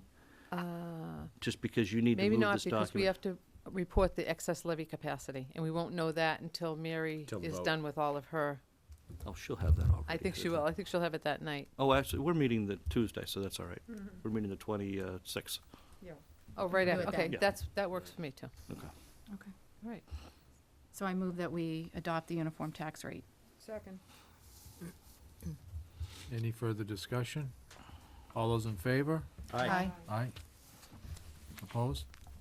5-0, thank you. Oh, we- Oh, I'm sorry, Peter. No, I don't have a question. I just want to make a comment. Yep. Thank you. Peter Pescatori, Advisory Committee. And this is for future consideration. In a prior meeting, I had asked the board to keep in mind that if surpluses continue, you may want to look at not going to the full 2.5%. And just a quick calculation, if you drop a quarter point, in this calculation, it's $72,000 that you would not have for revenue. If you dropped a half a point, it's $144,000 that you wouldn't have in this calculation. So, just for order of magnitude, what we're talking about. Thank you. If, for future reference, not, not for 15, but, if things continue to run smoothly and we have recurring surpluses, I think it's something the board should consider. Yeah, Peter, I think, I agree with you, especially when we're running surpluses on the order of magnitude of 1.3 to 1.5 million dollars. But my biggest concern, and you and I have talked about this privately, is until we have a plan to deal with OPEB, I don't think we can afford yet to, I understand. I understand. But- As I but- said, just for but- a placekeeper, just no. to put into consideration, along with the OPEB and along with everything else. And you have Peter- HR, Peter, I plus the think- roads that have to be done. No, but Peter's point is very well taken. made from the Oh, yeah. perspective that, at the moment, our financial base on the balance sheet is strengthening. And so long as we maintain those policies, so much the better. The outstanding question and the biggest gorilla is OPEB on a dollar basis, and the question is really just how to deal with it. It's, that answer hopefully is forthcoming for us to consider. Right, So, thank you, Mr. Chairman. Thank you, yep. Thanks, Peter. Yeah, Peter, I do agree Thank you, with you, ma'am. and I also agree with Steve. But it is my hope that through this budget planning process that's coming up, that the surplusing can be looked at, and perhaps the targeted allocations that we're looking to make can be made, rather than just having them come out of a surplus, so, Thank you, Mary. thank you. Thanks, Mary. Mary, thank you very much again. Thanks, Mary.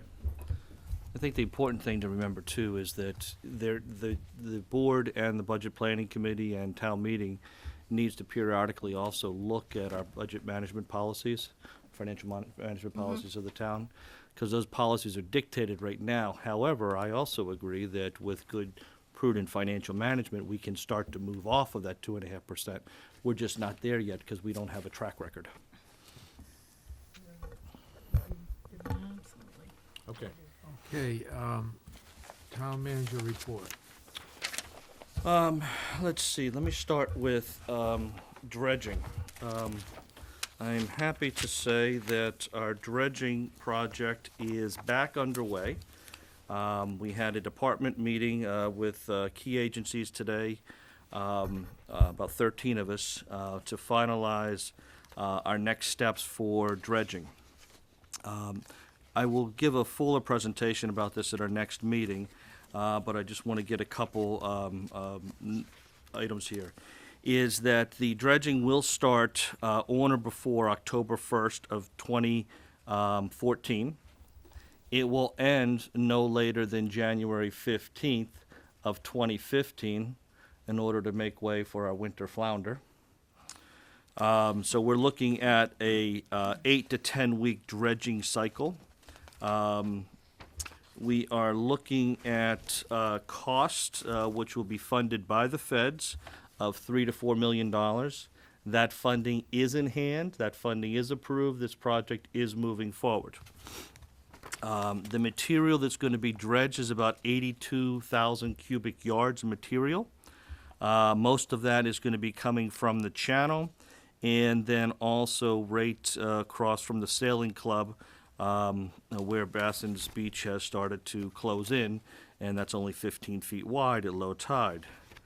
The material is going to be put onto Sandy Beach as a beneficial reuse. The granules that have had multiple analysis of this, so it's going to be very similar sand to what's there. There's going to be less than 5% clay material. Robin Lawrence of the Sandy Beach Association has been involved in all of our meetings. And we are looking to have the project awarded by the end of July of 2014, and the environmental permitting completed by April of 2014. And again, I'll give a more detailed presentation at our Mike, next meeting. really quickly on this, so the project awarded, are we the ones that will procure the services? No, this is a federally sponsored So project. they take care of They all are that? doing the bulk of the permitting. We'll have to do some local permitting Okay. and sign some documents, provide them access easements to certain areas. But they will be doing all of the procurement and monitoring the project. So they'll do the procurement, the permits, everything? Correct. We're just Did they along for the discuss ride. the sand, how it goes out from the beach every year? It's peculiar beach. We have there's a world-renowned hydrologist, beach erosion guy that works I think he's heads up northeast, and I have his name in here. He's hired by Sandy Beach. He's done dissertations on Sandy Beach. He knows Sandy Beach better than anyone else. He's got computer models for that. So yes, that's all tied into the analysis. And the Army Corps will have that info? They already have that. They will be grading the beach at the same grades that it is in the wintertime. And it will still ebb and flow, just like it does every year. It's an unusual beach, it's very different. No Yep. other beach on the coast, I guess, is like it. And then for phase two, from a local standpoint, is that following the dredging, what's programmed is to come in and redo the parking lot. The parking lot is in need of repair, and also work with the Conservation Commission.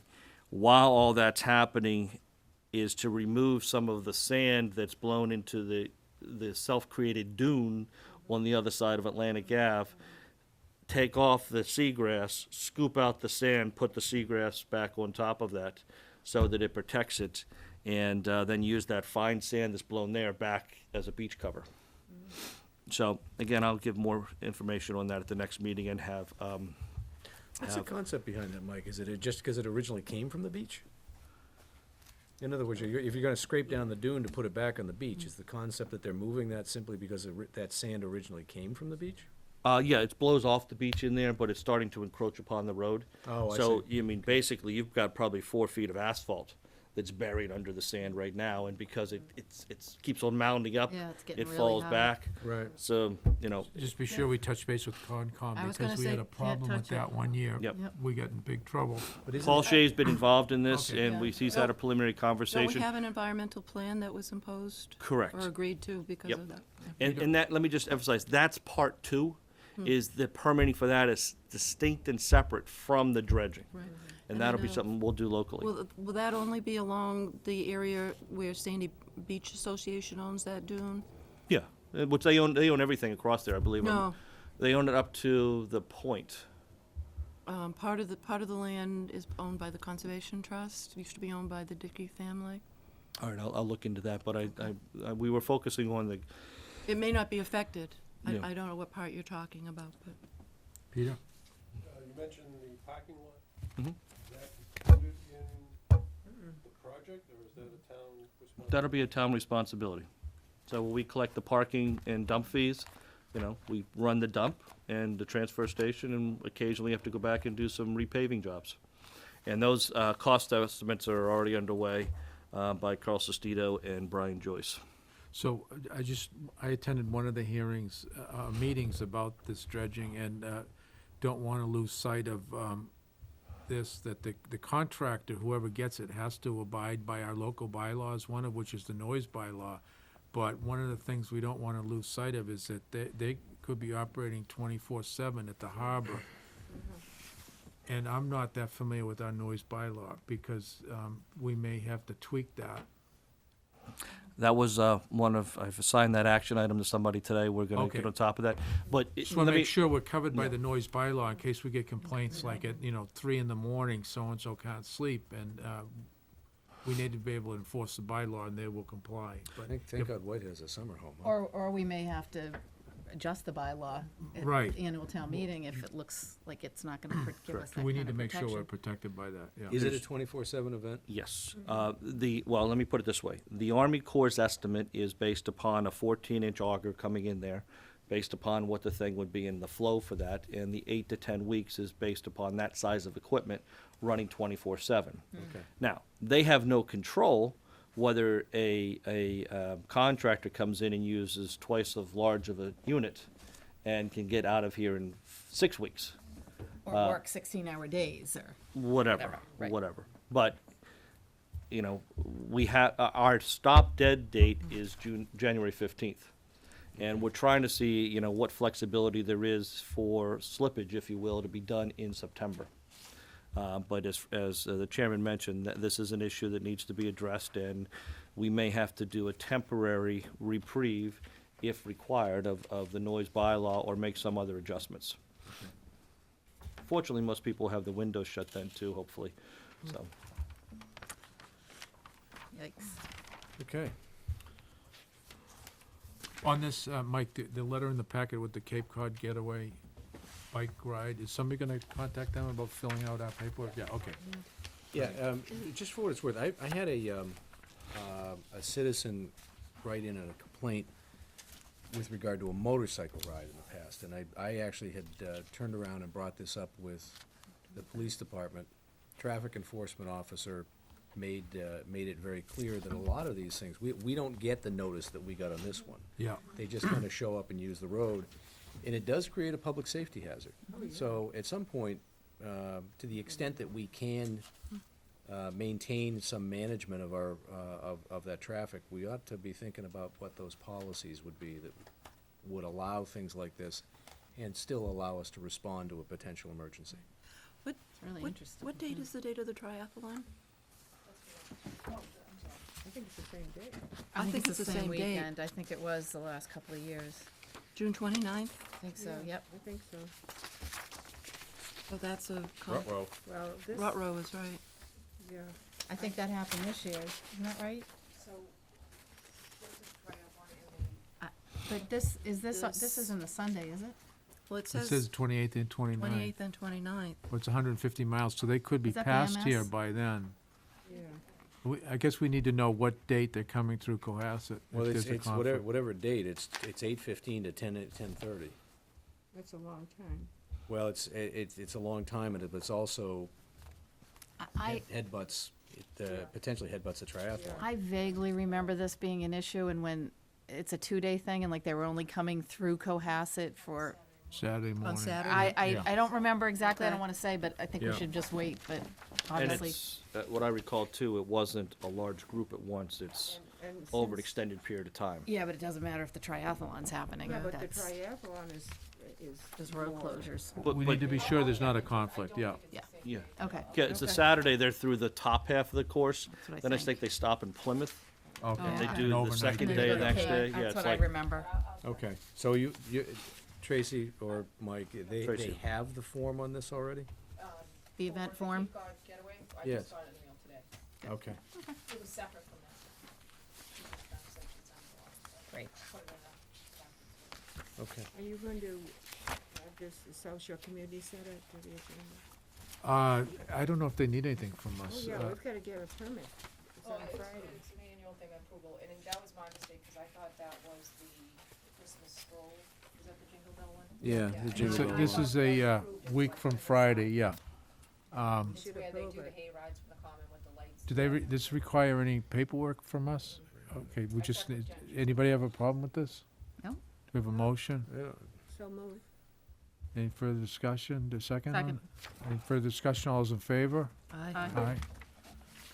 I just want to point out, we got a very nice letter having to do with our animal control officer, Paul Murphy, who a citizen from Norfolk, Massachusetts, quite a distance away, had noticed what appeared to be a tiger cat on the side of the road and was concerned about the family finding out about it, and because it looked like it was domestic. And Paul did get the message from this individual and checked in and followed up, and this person cannot say enough good about our services that Paul has rendered. So we want to thank Paul Murphy, our animal control officer, for staying on top of things. I've had other comments that have been positive too. I just haven't brought them to the board. Yeah. Okay, so one of the other things that was the Red Lion Inn discussion. Do you know, Mike, if they have been cooperating with the records requests? I did find out this afternoon that there was a meeting yesterday, and I think you had mentioned this to me, Fred, that they did meet. I don't have the report yet. I don't know if it's been complete, but they have been moving forward with that. And I think we have a hearing still scheduled for the 26th for them for the noise violation. We also had in the packet, or which was handed out last meeting, which was the alcohol disturbance under 204 CMR 2.05. And the discussion is based upon that regulation and the board being the licensed owner, and this apparently involving employees of the Red Lion. Do you want to have a alcohol hearing at the same time to try to wrap all this up and talk about next steps? Well, I think we want to have a discussion about that. The question is, my understanding last week where we were was we wanted to see cooperation with the investigation and eventually have a hearing when the investigation's complete on the noise complaint. Will the investigation be complete? In other words, we set aside a date that we had not planned to meet on just to hear that. Mhm. And it sounds like we don't know if it's gonna be complete by that date.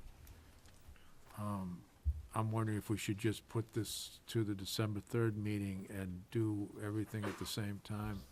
What about, So schedule one, you mean, to? Well, to have discuss one the hearing that whole- discusses both, but at a date that we're more certain that everything will be complete by. well, didn't we thought maybe on the 26th we might discuss candidates? Town That's a manager. possibility, yeah. I mean, that's another agenda item of discussing, scheduling additional selectmen meetings. So, what's the, Well, let me this suggest will be this. more, I mean, tomorrow night, I think, at the end of the interviews, we'll have a much better idea, Okay, okay, but, all right. that's a consideration of, taking up other matters if we're already meeting. Yeah. So what I'm hearing is that, and I agree, it makes sense to have a hearing on both at the same time. So you got both entertainment and you have the alcohol. And the question is, are they going to be ready to have the full report in place by the 26th? Yeah. Or do we need that to do for the second? Yeah, yeah. If, And If are I- are the attorneys available to, it's a scheduling thing, can everybody make the hearing? On the 3rd, yeah. all right, so let me, if I can have the discretion to schedule it either date, assuming that the attorneys are available and the report's being done, then we can have Jen and others send out the appropriate notice based upon what date makes sense. Well, I think we ought to think about if we wanted to have a date that we want to maybe discuss candidates too, after we finish tomorrow. I think that's important, Martha, but one of the things that town council says when you have, when Yeah. you are the distributor of the No, licenses, I understand what is you're that saying, you Gotta need to deal get with it. these done But if you want as soon as reasonably but if you possible. As wanna soon as get the all of it investigation's together, done. all of Right it now, we together. don't know when it's gonna be done. Yeah, So but- maybe tomorrow night you can inform us if there's any There's more more information on that. Yeah. Okay, So, All right. so I'll let you know tomorrow night, and then whether or not we'll have it on the 26th or the 2nd? Is it the Third, 2nd or the Well, 3rd? Whatever. what we primarily wanna know is when will the investigation be done Yeah. on the noise? Okay. and just for my edification, is this hearing, would we hear from the police, kind of describing some of the situations that Yes, we're aware of? That's their responsibility as your investigators to come Okay. in and issue a report and Okay, explain what they found. right, And then you provide the opportunity for the applicant, or the Red Lion, yeah. to state their case. Respond. Okay, So, at the moment, we're keeping the 26th open as a scheduled hearing date until further notice, Yeah. right? Yeah. Okay. all right. By the way, Mike had given us an example of a local alcohol policy. Yes, Dedham. For Dedham. It's worthwhile for us to give some consideration to what our local alcohol policy should be, or should we have one. Certainly, state law covers a lot of this, but from the perspective that we might have to enforce,